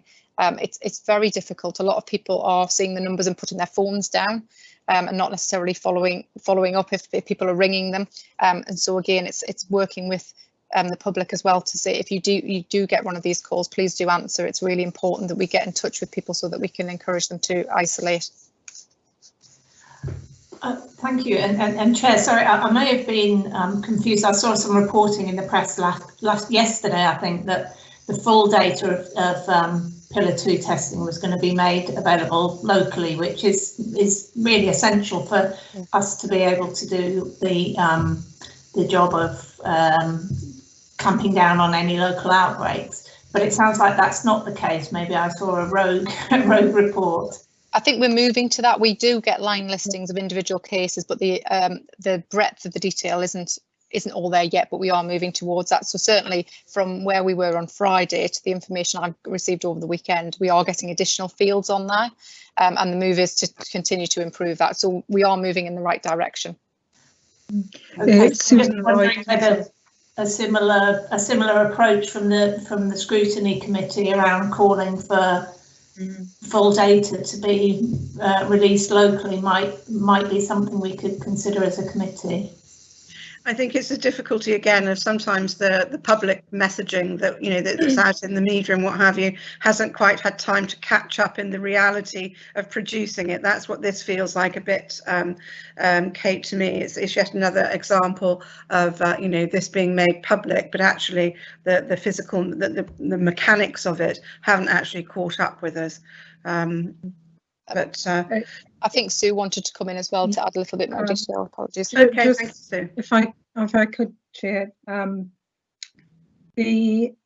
agree that it would be very useful to have member support to increase the level of detail that we get in Pillar 2 testing. We do get postcode data, as was mentioned. We do get some ethnicity data. We do get some data on occupation, but the level of data and information that we get isn't always as useful as it might be. So anything that can be done to support that, I think we would very much welcome locally. In addition to the information on the mobile testing units, I wanted to add that we're also looking at what we're calling a hyper-local approach, because we recognise that some of our populations have specific needs, such as translation or a more local approach that could be encouraged through our community resilience team. So we're working to localize that mobile testing approach, and also with test and trace, exactly the same thing. We recognize that there are local needs such as translation and a more hands-on approach that the community resilience team can take to tracing individuals. So we're working towards that, and a pilot is due to start in conjunction with Public Health England from next Monday, the 27th of July. So again, more progress on that. Thank you. Thank you, Sue. I think we'll just, as we go through some of the questions, I've got a few people lining up for questions, but I think we'll come back to that, the increased access to data just a little bit later on, so that we can formulate a recommendation. I've got Heather next. Yes, thank you. I'm really impressed at actually what we are managing to do at the moment, and the workplace outbreaks are concerning. My real concern is that actually we're likely to get outbreaks other places now, from my local experience and my colleagues' experience across the southwest of Shropshire. What are we doing about looking at pubs in particular, and have they got the right measures in place to be open? I know we have a capacity issue, we have an economic issue around the pubs, and nobody would want to hit them, but we do need them to be safe. We do need them to be taking people's contact details. We do need them not to have everybody standing at the bar in very limited space. And on top of that, and I have personal experience in my village of this, private parties. And private parties, even the police out here are so stretched. We were down to one PCSO for 200 square miles, and you can tell them about it, but they don't have the capacity to do anything. And even the repeat one the following Friday was not dealt with. And these private parties will be worse than outbreaks that come from pubs, in that tracking and tracing the people at those will be really difficult. And there were lots of young people here in the village, lots of young people, and one of them was my nephew. So yeah, so if I can again, if I start that off, and then again Sue and others may want to come in. I mean, absolutely. So we've been working, as I said, this is a whole systems approach, so we're trying to bring in colleagues from across organisations, so the police, licensing have been involved, regulatory services, the local bids, all of the town councils from the start, and continue to be involved. We, I share your concerns, and we've got to handle this really carefully within the powers that we've got. So we have been working very closely with businesses, with pubs, with licensed premises particularly, but also with the town councils, because a lot of the issues aren't necessarily within the pubs themselves. It could be outside the pubs and the queuing and the other systems. So we are working very closely with the police and with our regulatory services and the town councils, and with local intelligence that we're getting through, and we're asking people to give us that to monitor the situation in our towns and villages. The first thing to say is, first of all, we have worked through with the pubs and not just pubs but all businesses to try and make sure that they are COVID safe, secure, working with those to get in terms of the regulations. Obviously the regulations are changing all the time. So we have been trying to be preventive and proactive and working with those organisations to support them. And then where we have seen incidents that we're aware of, we are trying to work and with our colleagues and other partners around licensing with particular premises, and use our licensing officers, for example, where we can use our businesses and our town councils. It isn't always the pubs themselves or the businesses. They are working really, really hard. I think often it's some of the messages around social distancing, what you can and can't do, is a worry, and we need to do some communications around that. So we are doing, and you may know over the weekend we had an increased presence, for example, in Oswestry. There's work going on in some of the town centres to look at where we've had issues around social distancing, to put other measures in place. For example, street closures and other work to try to allow people to be able to queue safely as well. So there's a range of measures that we are putting in place and we are working through. Now, obviously, the other issue is obviously over the weekend we had our new guidelines come out. So we're just working through those at the moment. As we said, things move rapidly. So we've got a conversation with our colleagues later today and throughout this week to try and unpick what that actually means and how that will work in practice in terms of the particular settings. We are encouraging all our businesses, whatever that business is, to collect people's details. But I appreciate in settings such as private parties and others, we are really effectively trying to work with colleagues and work with people to help them understand the risks around these settings, that we shouldn't be having parties, that the guidance is clear around the fact that we shouldn't be having gatherings of more than 30 people, and that's only in particular circumstances. So we've got to try and summarise, we are working with a range of partners on this, we've been working with businesses and with our colleagues within the council board, but also across both police, the local town councils, businesses, and the businesses themselves throughout, to try and encourage those to have good practice. And the majority of our businesses have really good practice. Where people aren't, where we have got issues, we are then tackling that, and we will be looking at the regulations, and we will be using those regulations where we need to. I think the other issue is about comms and getting the messages out that this isn't safe, and if it may not be yourself that you're worried about, but this is about passing that on, the risk on to others, and we need to get those messages out.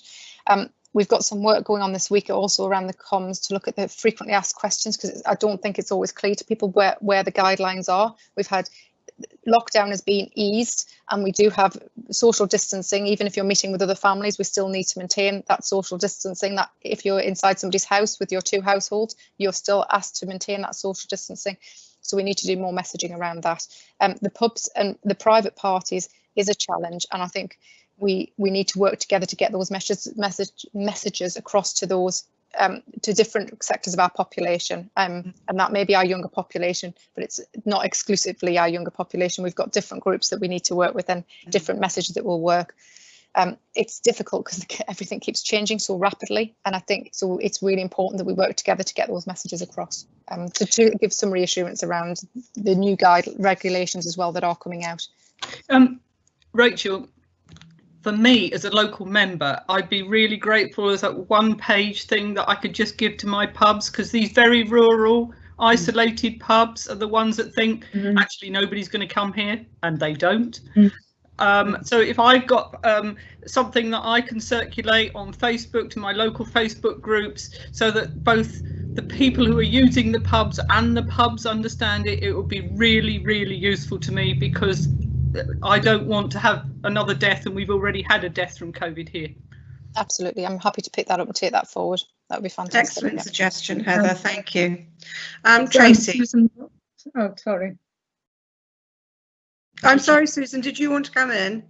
I just wanted to reassure Councillor Kidd, because certainly she's raised previously the issues around young people, and we recognise that that is an issue. Maria Jones is working on a communications plan for our younger people within Shropshire, and we've also raised that up to Public Health England, and we've had confirmation today that Public Health England will be taking forward a young people's campaign. So it is something that's being taken very seriously, both locally and nationally. Thank you. What's the timeline on that, Susan? The national campaign, we know, was highlighted last week, so we would expect Public Health England to be taking action now, but we wouldn't see the outcome of that possibly for the next 14 days.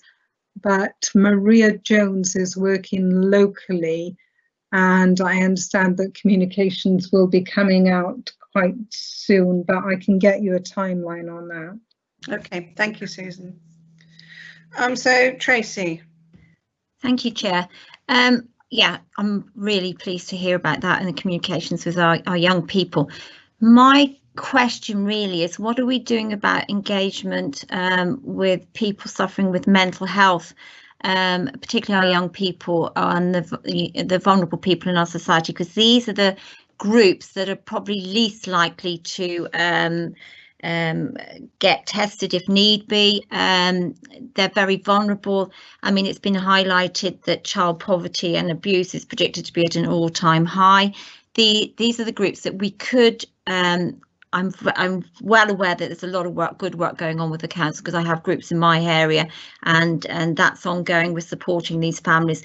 But do we have a plan in place for these groups of vulnerable people, particularly those suffering mental health? Because I fear that that's actually a group that we weren't particularly on top with before COVID. The funding was there wasn't enough funding for mental health previously. I mean, that obviously hasn't increased. So there's a very vulnerable group out there that I fear that we could be missing, particularly in our young vulnerable families that are probably not picking up on the COVID issues. Do we have anything in place to support them and with regard to engagement, etc.? Absolutely. So I think right from the start of this, in fact, literally right at the start, we recognised first of all that mental health in both adults and young people would be an immediate impact, but also a long-term impact of this pandemic. We didn't expect, we knew we'd see an immediate impact, but we also expected this to continue, and we wanted to put measures in place. And we have there's been a significant area of work that's been undertaken linked to the work around our community reassurance teams around mental health in adults and young people, and we've launched some services over the last few weeks, and we have more services to come that are aimed across the population around bereavement support, additional support around online access to mental health support, which build and that is particularly builds on work that young people, so it's used within our universities and other settings, and is attractive to young people. They can get that advice and support on that system, and it's currently called the Big White Wall, but it's actually, we're delaying the launch because it's going to be rebranded. So but we have those services. We're also looking at social prescribing support for our young people. That's targeted at young people because we've changed our social prescribing offer that we had to allow access to more mental health, targeted mental health support for adult population, and we are putting in place a service for young people as well. So there's some new services that we put in place. We also pulled together a pack that around what mental health support's there, and worked tirelessly with partners across the whole system to bring in extra mental health support and services, and pulled together a range of resources, and again across adults and young people, and that actually received some national recognition for the pack, and we're updating that now going forward into the next stage of the pandemic. So there's and we can perhaps we could bring that as a fuller item to a future meeting if that would be useful, or I certainly can provide you with more information. So in terms of mental health and as a particularly vulnerable group, if you like, we recognise that early on, and the work continues around that, and we put extra resource in because, as you said, we identified it as a priority before the pandemic. We knew we had work to do on that, and we've worked tirelessly throughout with some targeted resource to increase the offer around mental health in both adults and young people. Across all vulnerable groups, the slide that I put up which showed the groups within our population, the comms and engagement plan we've got and will continue to develop is to target and engage with different groups within our population. We've talked about young people, really important, and Sue's mentioned the work that we're already started with those groups because we recognise the importance, and we're looking at different ways of engaging, getting young people involved, ambassadors within the communities, and there's a whole range of work around that. Then we're doing work within particular communities within in particular areas with, as you've mentioned, mental health service users, and also we've talked about some of our ethnic minority communities. So we are trying to that plan around vulnerability. We've identified those groups, and our comms and engagement plan is targeting particular groups and engagement and communications within those different groups. So we have recognised some of those needs that you've flagged, and there's a whole range of different groups and settings within that, and we're targeting our engagement, but there's always more we can do, and we will continue to do. That's really important, particularly in this phase and moving forward. The issue about ensuring that people come forward and that we identify people. As you said, these groups are often really hard to reach, and they'll be the last to seek support and advice. So trying to use different ways, working with our partners to access those groups is absolutely crucial. And working with communities because people already have the contacts. People are living within communities. They're not living, and those contacts are already there. So we're trying to use those links through our community reassurance teams, through the community groups that are and voluntary groups that are already set up, through our other partners and agencies to work with these groups and to get them the support they need. So there's a range of work going on. And I think we could probably bring that in much more detail to a future meeting if that would be of interest. Thank you. Thank you, Rachel. I think that would be something we would consider bringing back as well as a follow-up to this whole COVID-19 pandemic planning process. But I've got a couple more people lining up for questions. If we can go through those. There's Paul Milner and then followed by Gerald. Yeah, thank you, Chair. As it's just been highlighted, in Oswestry we've got a mobile testing centre on the outskirts of the town, and I understand the reason why it's on the outskirts, because you wouldn't want to bring people that could be infected into more populated areas such as the central car park in Oswestry, which could spread it more while they're coming for their tests. Where are the nearest test centres over the Welsh border, and are we having any people that live in Wales come to the testing centre because it's closer? And what work is happening or sharing the number of positive and the number of people being tested over the border? That's me. And I also agree with what was said before, was if we could have some sort of leaflet, because I've spoken to a few people over the last week, you know, taxi drivers and so on, that haven't got access to the internet. You know, they just don't deal with the internet. They've received no advice because of that, nothing through the post. If we could have a leaflet of some description sent to our houses, obviously, because of it saved travelling all the way to Shrewsbury, if it's cheaper for them to be posted out, maybe 50. And then my area covers the town centre, and there are some businesses that still are not, even though we're doing everything we can to get the guidelines across, they're still not accessing them. So if you could send out an A4 or a leaflet of some description, which local members then could deliver to those who are not getting the information, I think that really would be helpful, especially with the pubs reopening. Absolutely. So if I take those points, and please, if I forget one, please do come in and prompt me. So so in terms of members, yeah, absolutely, I'm fully supportive. We'll get something pulled together for you in terms of a summary. I think that would be really helpful, bearing in mind that it will change very rapidly, but absolutely we will get that together, because I think that would be really helpful. And I think the thing to add for me is we know that members are really crucial, and being that kind of in that two-way conversation, that communications, and being our eyes and ears, as well as getting some of those communications out. And so we have been involving members wherever we can, where we've had local situations, because of that local knowledge and that two-way flow. The cross-border issue, so I can't actually answer the specific question about where the nearest site is in Wales, but I can find that out.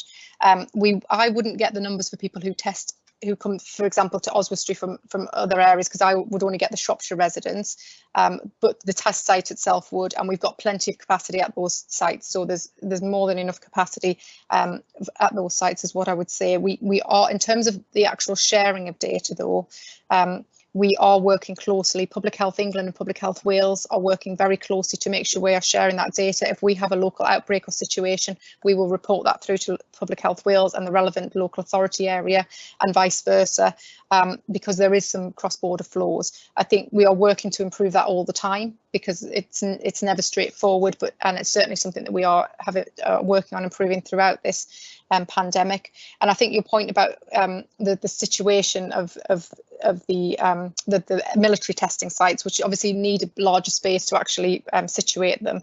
And so at the moment they've been kind of outside towns, and we're looking at, for example, livestock markets and others which have the space available. We are, as Sue said, looking at the more local options, but we will have to consider all of those issues about bringing people who are positive into settings, and obviously we'll make sure that that's absolutely safe before we launch those. But there is value in those, and we do absolutely recognise there's a model in Birmingham that's been trialled at the moment, and we are working on that locally to look at sites and how we can have more localised testing within our towns and villages, if you have an outbreak, or just to make it more accessible for our populations. So as we said, that hyperlocal model we are working up currently, but we do have accessibility in terms of the regional site. There's the site that's in Shrewsbury at the moment, and then the site that is in Oswestry at this point in time. But we will then rotate the Shrewsbury site around the county to make sure people have access. And as I said, there is an online offer as well, and we have support from Shropcom if we have local small outbreaks where we can send the teams in. So it's just to reiterate all of that. I think have I possibly missed one of your points? Apologies. The concern, sorry, Chair, the concern is that if you've got somebody that doesn't drive and goes to a taxi driver and says, can you please take me to the testing site, they're not taking them, because obviously it could be a risk, and then that person could go undetected. So I think there's no bus services to them. So absolutely. So what I would say to people is there's online testing available if people haven't got access. We can also, if people let us know, we can help arrange testing either at people's homes or facilitate testing. So I wouldn't want that to put people off. Absolutely, we are looking at these hyperlocal as well, so that people who are able to walk to sites, it is more will be more accessible. because we take your point, and particularly in a rural county, even with having a mobile site, we're never going to be able to service it. Could be at one end of the county when we need it at other ends. So it's really important. But there is online testing available, and people can select that when they order it on the phone or on the website. So there is that offer there, but we are looking to improve that all the time. Absolutely. Thank you very much. Thank you, Rachel. No, thank you, Paul, for raising that point. And it's good to get that sort of gap in information out there, especially to members, so that they can act as a conduit, if you like, to members of the community who are more isolated. And I take your point as well, Paul, about taxi drivers being uninformed, and maybe there is a better way of keeping them in the loop and up to date with the current guidelines, but also recognising exactly what Rachel has said, that these guidelines change on such a rapid basis that sometimes you're left spinning. So thank you for raising those questions, Paul, and I think we've got some active data information out of that. Gerald, you're next.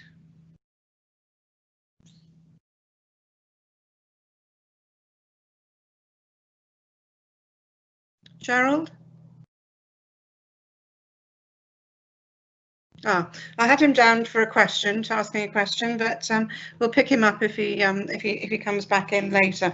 I've just got a few questions, Rachel, and it's around, you mentioned in your very first bit of the presentation about the rise in workplace outbreaks.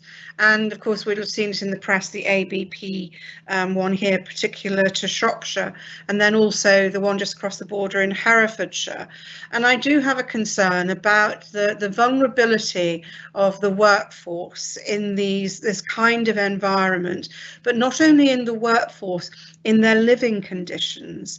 It would appear that many share homes, and also maybe they're transported to and from work in minibuses and this kind of thing.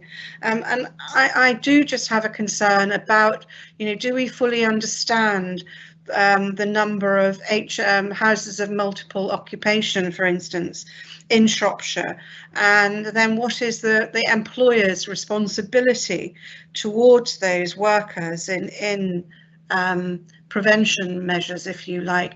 I'm probably not putting this very, very clearly, but I do think there is this wider inequalities issue here. And I know that this plan has been through the Health and Wellbeing Board and it's been endorsed, but were there any of these wider inequalities picked up there, and any suggestions about, how we can manage them?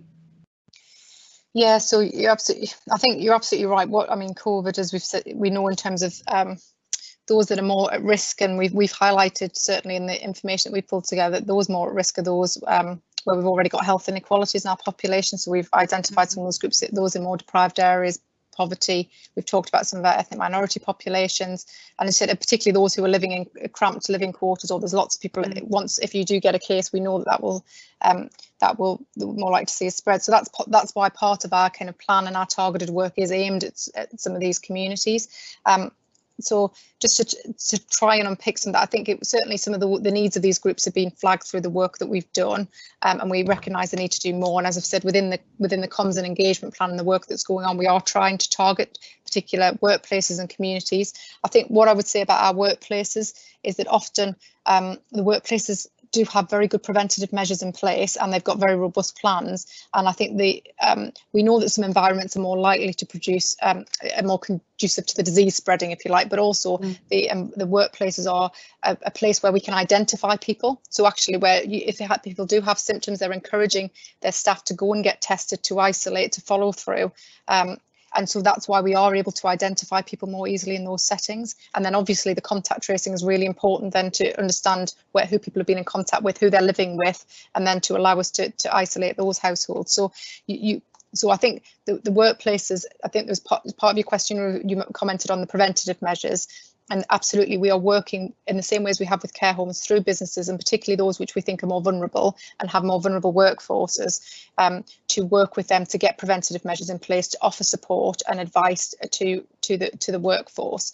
And obviously as a council we have an offer there for people who are vulnerable and either have to isolate or need more help. We do have that offer there, and we've been offering that throughout, and we'll continue to make that offer. And that's not just in terms of food, for example. It's a much wider offer that's there and support that we can give to people who are told to isolate or are shielding or are particularly vulnerable. So we would ask people to come forward to us so we can support them, and we've pushed that out through businesses as well. I think you're right in terms of the communities. We have mapped some of these, so houses of multiple occupation where we know those are. We have been able to map them. We can do work through our regulatory services teams, but we don't always know about them. It's where they're registered. So we're trying multiple kind of avenues. As I said, we've targeted particular businesses. We are trying to work in particular communities where we know we've got more of these communities. We've done some targeted work, for example, on our bin collections to get leaflets out to people who are living in particular areas. So we have been trying to do recognising exactly the point that you've said around inequalities, and that we expect to see certain members, and we are seeing certain members of our population more affected by this, and the impacts, not just in terms of the health, but then the kind of social and economic impacts and mental health impacts will be much greater on certain communities. So that is part of our plan. I think we could always do more, and we are monitoring and working closely with these communities, and we want to do as much as we can and to have those links. I'm not sure if that quite answered the question. Well, yes, I mean, it was a very, very, very vague observation that I was asking you to comment on. But I suppose as well, there's the issue of cross-border, isn't there? I'm thinking about, accommodation and Wrexham, and accommodation is much cheaper there. Is there some cross-border cooperation, if you like, and sharing of information of HMOs who might the residents live in Wrexham? I'm just using that as an instance, but actually commute through to Shropshire. Yeah, absolutely. So cross-border is, as I said, has been picked up through a particular, well, as you said, we're a huge county with many borders, and particularly, as you said, borders to Wales. And our workforce, although we have a lot of people work and live within Shropshire, a lot of people also come in and out of Shropshire to work. So specifically Wrexham and the links to Wrexham and Wales, we have established some of those links, and I've been speaking to colleagues over in Wales to establish those links to ensure that we share any information that we have. We've got an exercise, so part of testing the plan is we'll be doing scenario testing, and we've got 2 exercises this week. We've got exercises over the next few weeks where we're working through scenarios, but also talking to colleagues in those areas. So we've got a number of sessions planned to improve those flows. Often it's picking up the phone, having that direct conversation with somebody, so we can be aware of the flows, working with the businesses, because they're a great way of wanting to get through to actually individuals and their workforces that otherwise we would perhaps struggle to communicate with. So we are working really closely with our businesses. They've been brilliant in helping us to work to those workforces. But absolutely, the cross-border, we've got some more sessions planned this week. We've already been in touch with our colleagues over there because we are experiencing similar issues, as you would expect, and there's a lot of sharing that we can do as well. Always more that we can do, though. Yeah, it's good to hear that you're testing, as they say, in the military, all plans are good until they meet the enemy. So you've got to constantly test them with every possible scenario to ensure they are fit to stand. Sue, this brings me back. The question here that I want to focus in on is any weaknesses. What weaknesses are there in any data sets and level and reporting that we might be able to help you with? I mean, and I'm sure Sue will come in. I mean, we always want more information. I think my biggest issue is probably around some of the contact tracing information. The level of detail that we would want, and linking that with our local knowledge is really important. So things that may not necessarily mean something to a contact, a contact working in a centre centrally, we understand the local geography and how those interactions happen. So I think as much detail as possible in terms of the actual cases that we have. As we said, we have some of that information, but more in terms of the contact tracing that's been undertaken is really invaluable. I think, I don't know, Sue, did you want to bring in any more at that point? It's the level of detail, isn't it? In terms yes, it's absolutely the level of detail. We are hoping that from the 27th of July, we will actually have the telephone and potentially address contact details, which obviously is very sensitive, which will enable us to actually get in touch with individuals who've either developed COVID or been in touch with cases of COVID. It is also exceedingly useful to understand where individuals are working because of the patterns we've seen within working places. And as Rachel says, the workplaces are actually very good, but sometimes it is the communities and the communications and the social interactions in the communities.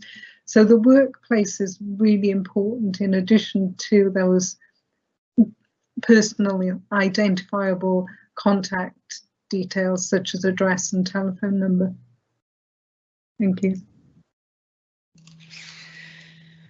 Okay, so thank you for that. You've identified the areas where you'd like some more information and level of detail, but how and where, who do we send this to? You know, is this to PHE? I would say, in fairness, I think PHE are trying to provide us with this information, aren't they? So I think it's possibly through the national team and the national conveners team. It is already been escalated, but I get any support to escalate that further through, I would have said, through the regional team and the national conveners team. I think they would be supportive. Okay, well, I think if the committee is supportive, I would suggest that we liaise, Rachel, and you and I, we put together a letter to send to that regional team in support of greater access to data, particularly then to tie it into that local knowledge, which is so important. I'm just going to, oh gosh, my iPad screen has gone blank, so I'm going to have to start it up again. I'm going to ask the committee member just to run through all of the committee members and ask if they're supportive of that approach. As I say, it is an in principle recommendation that we support our public health team to access a greater level of detail and information in the data that they currently receive. As I say, this is the downside of trying to work an iPad and a laptop at the same time. Can I ask you, Daniel, to do that, please? Of course, Chair. Starting from the top, Councillor Roy Oldcroft.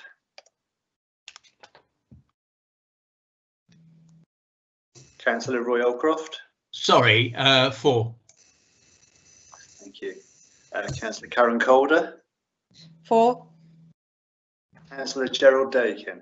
4. Councillor Kate Halliday. 4. Councillor Simon Harris. 4. Councillor Tracy Huffer. 4. Sorry, I couldn't unmute. 4. Thank you, Tracy. Councillor Simon Jones. 4. Councillor Heather Kidd. 4. Councillor Paul Milner. 4. And Councillor Mad Shinington. 4. Okay, Chair, I make that 10 votes for and no votes against. That's excellent. Thank you very much, committee. Just before we go on and finish this, Gerald, I did pick you up on in another version of chats that you wanted to ask a question. Yes, if that's possible. Which, actually, it's a statement rather than a question, just to say that I've been very impressed in the way the national supermarkets, etc., have conducted their business during this COVID-19. I think they've been extremely thorough, and I think because of their lead, local shopkeepers have been helped as well. I know local shopkeepers would have done it, but I think it's greatly down to the supermarkets, the way they've done it and been copied. And also with regards to pubs, I've been to several restaurants lately and I've been very impressed with that also. I've had to sign in with my name, my date, the time and my contact details. This has been very, very strictly adhered to. And the distancing within the restaurants, the tables, etc., have certainly been very good. However, I am a bit concerned about some of the pubs I've been to where this doesn't happen. And I think pubs are probably letting it down a little bit from the licensed premises point of view. And I think that should be looked at as well. Thank you. Thank you for those comments, Gerald, and I thank you for raising the part that our supermarkets have played in leading the way in all of this. So there being no other questions, I'm going to close this item. Thank you very much, Rachel and Sue, and forgive my being so remiss and not including you in the thanks in the previous items to you and your teams for the work that you've done over these last few months, and I know that you'll continue to do in the future. So thank you very much. We move on to the next part of the agenda, which is the future work programme. Sorry, I'm reading that incorrectly. Daniel, Daniel is a scrutiny officer, and he will be leading and presenting on this. Bearing in mind, Daniel, just some couple of the things that we've picked up going through the meeting. Okay, marvellous. Yeah, thank you, Chair. I'm Daniel Webb. I'm an overview scrutiny officer here at Shropshire Council. Now that we have agreed that we will recommence scrutiny committees, until recently, of course, we had reduced our scrutiny committees down to the Performance Management Scrutiny Committee, whilst working behind the scenes really to sort of reshape the two health scrutiny committees. We've now decided to recommence all of our scrutiny committees from September 2020.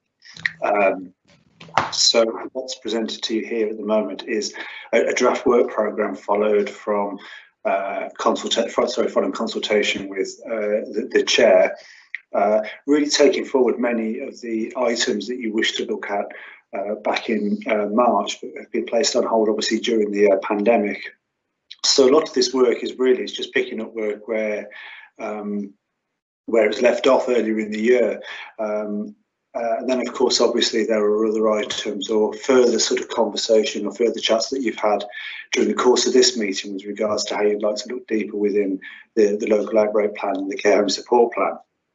So this is presented to you.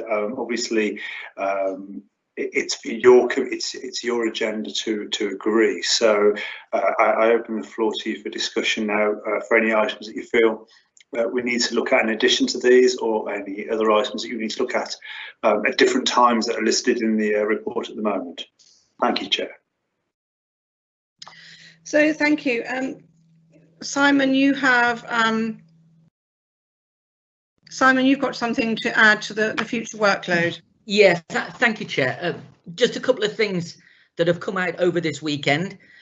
First of all, the fact that both papers that they've presented today, and I know the meeting's gone on an awful long time, but it has been probably one of the most interesting social care scrutiny committees we've ever had, undoubtedly.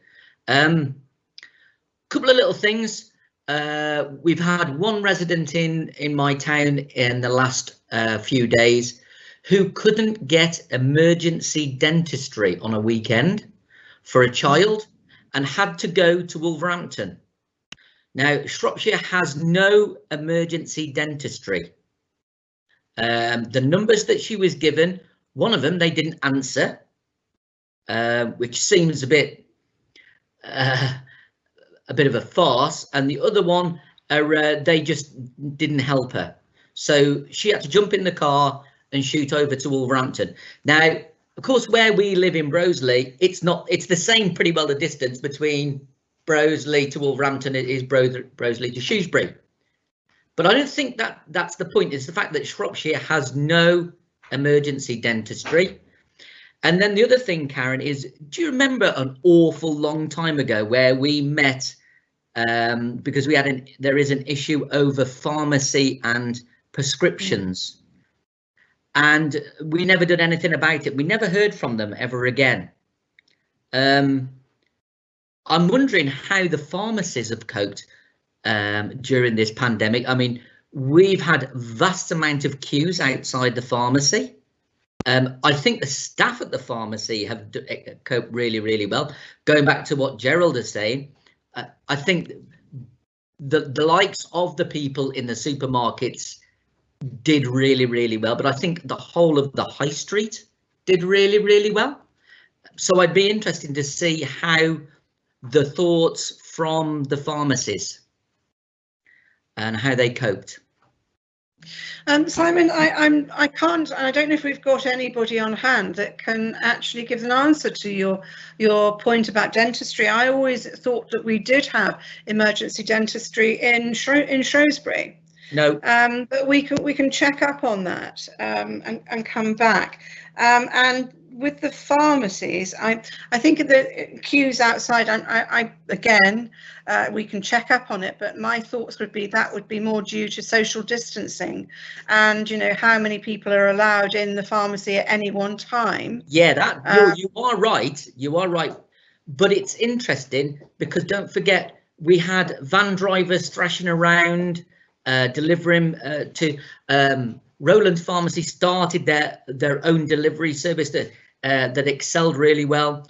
Our local, and I was a member of it, our local volunteer team joined in to support the pharmacies as well. It's very interesting to see whether the supply of drugs ever faltered,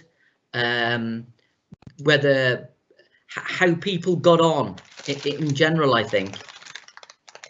Well, I think those are questions that if we can raise them individually, I know I have had conversations with various members, sort of colleagues in the NHS about drug availabilities, and they've said whilst that there might have been issues, that were areas of concern, they were quickly resolved and they haven't faced any particular issues. But we can raise that as a question outside of the committee meeting and come back to you. Let me just write that down. Access to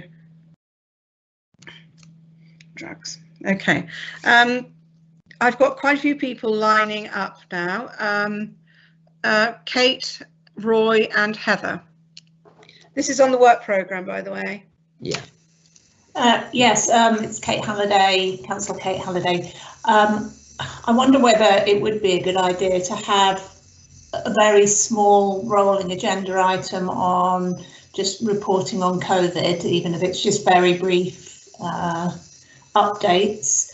And I also wondered, I don't like to add to our large work programme, but I know there's been a lot reported about how other health issues have been understandably pushed on the back burner during COVID, whether we should consider look at other areas of healthcare and the impact of COVID on our delivery of that. Yeah, I think on that one, Kate, I think that's almost a question that the Joint Hosk will be asking. It is those delays, if you like, of early diagnosis that I think you're referring to, and people's reluctance to maybe to access, ED as they would have done before. You did break up a little bit, so I'm assuming that that's what you were alluding to. But because I think this is when we're talking about, this whole, it's almost, what is it going to look like in 6 months' time in terms of some of the more long-term conditions? Is that what you're getting to? Yeah. Can you hear me? Okay. Yeah, I can hear you now. Good. Yeah, it was also just I know there's been a lot of waiting lists building up as well. So both access and delays as well. Yeah, well, I think that will be really helpful with the restoration and recovery of services.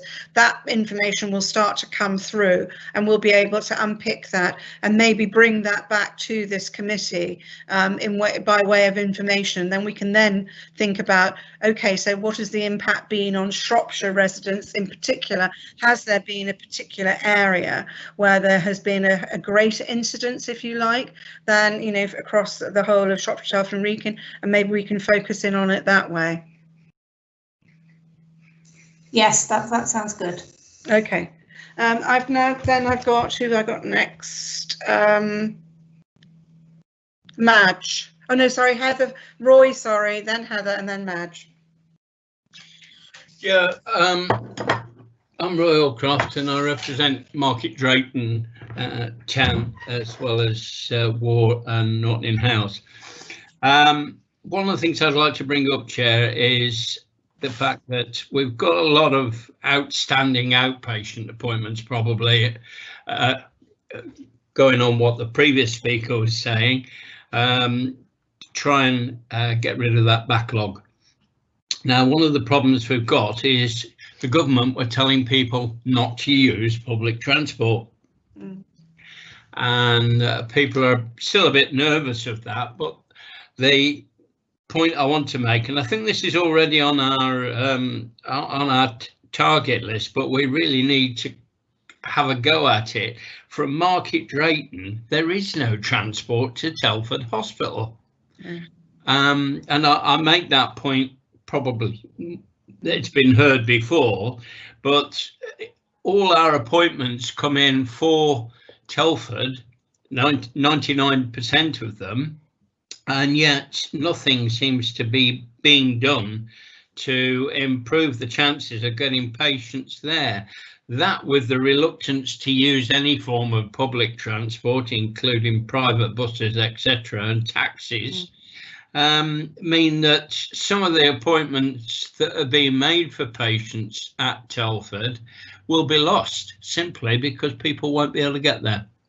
I'd just make that point, Chair. If it could go, if the transport issue could go on a kind of higher up on the priority list, I think it's something we need to be looking at. That fits into the Future Fit Travel and Transport Plan, wasn't it, around the hospital reorganisation, and of course it's been exacerbated by nobody could see COVID on the horizon, and here it is amongst us. I wonder how many of those patients within Market Drayton have been picked up by the virtual consultations in outpatients that have been quite successful so far. We'll try and get some background information on that, Roy, and to see if that would be helpful. Certainly, taking this forward. Yeah, thank you. Thank you. Okay, Chair. Thank you, Roy. Heather. Thank you. The Joint HOSC at the moment has asked for some work around mental health issues, and this relates a huge amount to COVID and the outbreak here. It also refers to something Tracy raised earlier, and at least a report back on the work that the Joint HOSC is doing, but actually we can feed in some other things for those of us who are on Joint HOSC to be able to take through. Mental health has been Cinderella for such a long time and so underfunded that I know we were going to do a bit of work anyway, but COVID has exacerbated it. I have quite a seriously mentally ill resident here who has only had phone calls and sometimes distanced.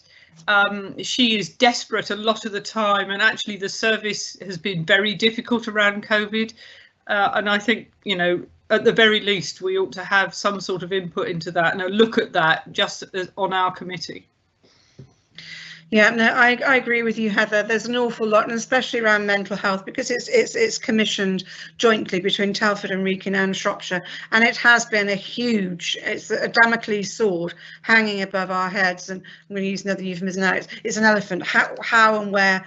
How do we tackle it? Because there's so many things that seem to be not working as well as they should be, whether it's the funding, the access, so many areas. But you will be aware that we are looking at it in the Joint HOSC. And what I don't want to do is to then replicate or overburden, if you like, those members, staff that will be calling on to do pieces of work and to look at mental health, asking them to duplicate any work by coming to Shropshire and then going to the Joint HOSC. And I think it's for the Joint HOSC then to do the work there, and then that information to come back to the Shropshire. Which is why I asked for a report back, so that we're at least kept in the loop. Yeah, and Heather, you'll be aware as well that one of the areas that we're looking at in the Joint HOSC is to allocate members to particular areas of clinical work that's going on, and one of those includes mental health. It's community and then the acute. Those are the three pillars that we'll be assigning members of the joint scrutiny to work very, very closely with the clinicians in those, so that we can understand, have a greater understanding. Roy, sorry, Daniel, you just want to jump in? Yeah, I just wanted to sort of say as well, I mean, I think that I would endorse that approach anyway, given the joint commissioning arrangements, that it's best carried out through the Joint Health Committee. I'd also point out as well that the People Overview Committee has been raising its concerns now for quite some time around the CAM service. And then so obviously it's quite keen to look at mental health as well. So I think that would just really, in my mind, strengthen the argument for the Joint Health Committee to be the central committee that looks at this, and for it to be reporting out to the other committees on a regular basis. So I think certainly in terms of how we commission this within the work programme, I would certainly recommend that we look at some of the issues raised within this committee and also within the People Overview Committee before we finalise how to look at that going forward. Yeah. Okay, Heather, you're happy with that? The most important thing is that we are kept informed, and the committee has the chance of raising issues and feeding them into the work programme on the joint HOSC, which I am very aware of. Yeah, okay. We've got 3 more questions now. Madge, Tracy and Gerald. Thank you, Chairman. Roy, I'm in the same boat as you. I have no transport going to any of the Shropshire hospitals, unfortunately, from my patch. However, that's not what I want to cover.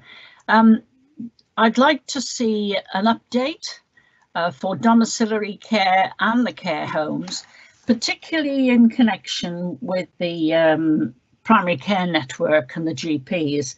My local GP in his comments to me say care home demands are excessive for the poor funding provided. Now, he hasn't got time to explain that in more detail to me. However, I do think the linkage with domiciliary and the care homes is all there because the GP picks up what falls through the net. So I do want to see an update report on that, Chairman, if possible. Thank you.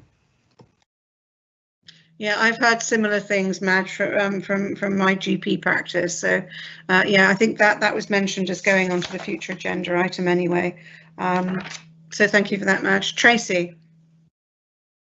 Thank you, Chair. I think this is around mental health, and it's something we looked at previously, and we're going back quite a way now. It was to do with the suicide rates in the rural communities. I think at the time we were given figures that we were quite high with regard to the rest of the country, particularly in males. We've sort of put that on the back burner. It does come around mental health, but I'm particularly worried at the moment with COVID, particularly in the farming population, with COVID and financial implications, stress in that particular workplace. Could we get any new figures on? I'm just worried that we're sort of it's going to be a major impact somewhere along the way that's going to suddenly come out, and that we might see a sudden increase in suicide rates. I know it's terribly depressing, but I think that's the fact is we are going to. I just wonder, we did start a little bit of work around it, but we didn't sort of go any further, I think, as I can remember. I mean, probably going back even perhaps over a year or more. I just wondered if we could perhaps include that at some point, the risk to our rural deprived areas, particularly our farming communities, which are really struggling, I think. Thank you. Whilst we haven't pursued it, the work has been going on in the background, and I know Gordon Cushane is leading on this with the public health team, and I'm sure he'll be more than willing to give us an update on the picture pre-COVID and post-COVID, because of course it's a very, very different scenario that has obviously arisen in the last 6 months, and it'll be interesting to get from him how that picture has changed, and also the modelling that they're doing looking forward, because everybody is saying that mental health is the demand for mental health as we come out of the pandemic is going to rise and rise and rise. So I think that's a conversation we can have with Gordon Cushane and bring that forward. Okay, Gerald. Yes, I haven't heard anything lately about the reconfiguration of the 2 Shropshire hospitals. Has this been put on hold since the pandemic, or is it ongoing? It's not been put on hold, Gerald. I think it's changing daily. I think what's been really interesting talking to, you know, the many leaders in the system is that because of the COVID, the model is almost changing. You know, things have taken place that were previously aspirational in terms of the use of technology and digitalization, and whilst they were being built into the plan, they thought that culturally they would be very difficult to bring into play for, and to, you know, maybe 4 or 5 years in terms of changing practices. Well, those have happened, and they've had to happen for services to be you know, to carry on with services in any form. So I think the answer to that is that planning is still going on, but the modelling is changing.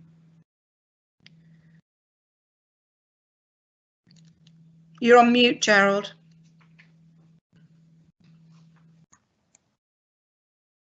Still on mute. Okay. Yeah, that's better. Yeah. Will we get a report back on this as soon as possible? Well, I think as soon as possible.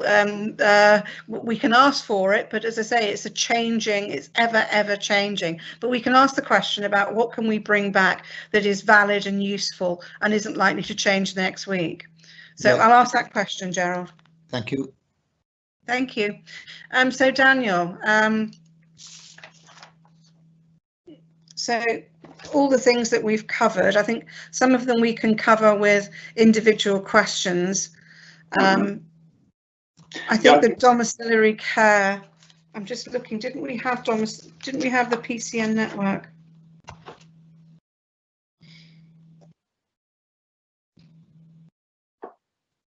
Okay, so I think we just leave that with us, members, and I've made a note of all of those points that you've raised, and we'll try and fit them into the future work programme. Can I just say thank you ever so much? I don't know if we can refine this process a little bit more. I did find a little bit tedious having to call out the names of all the members.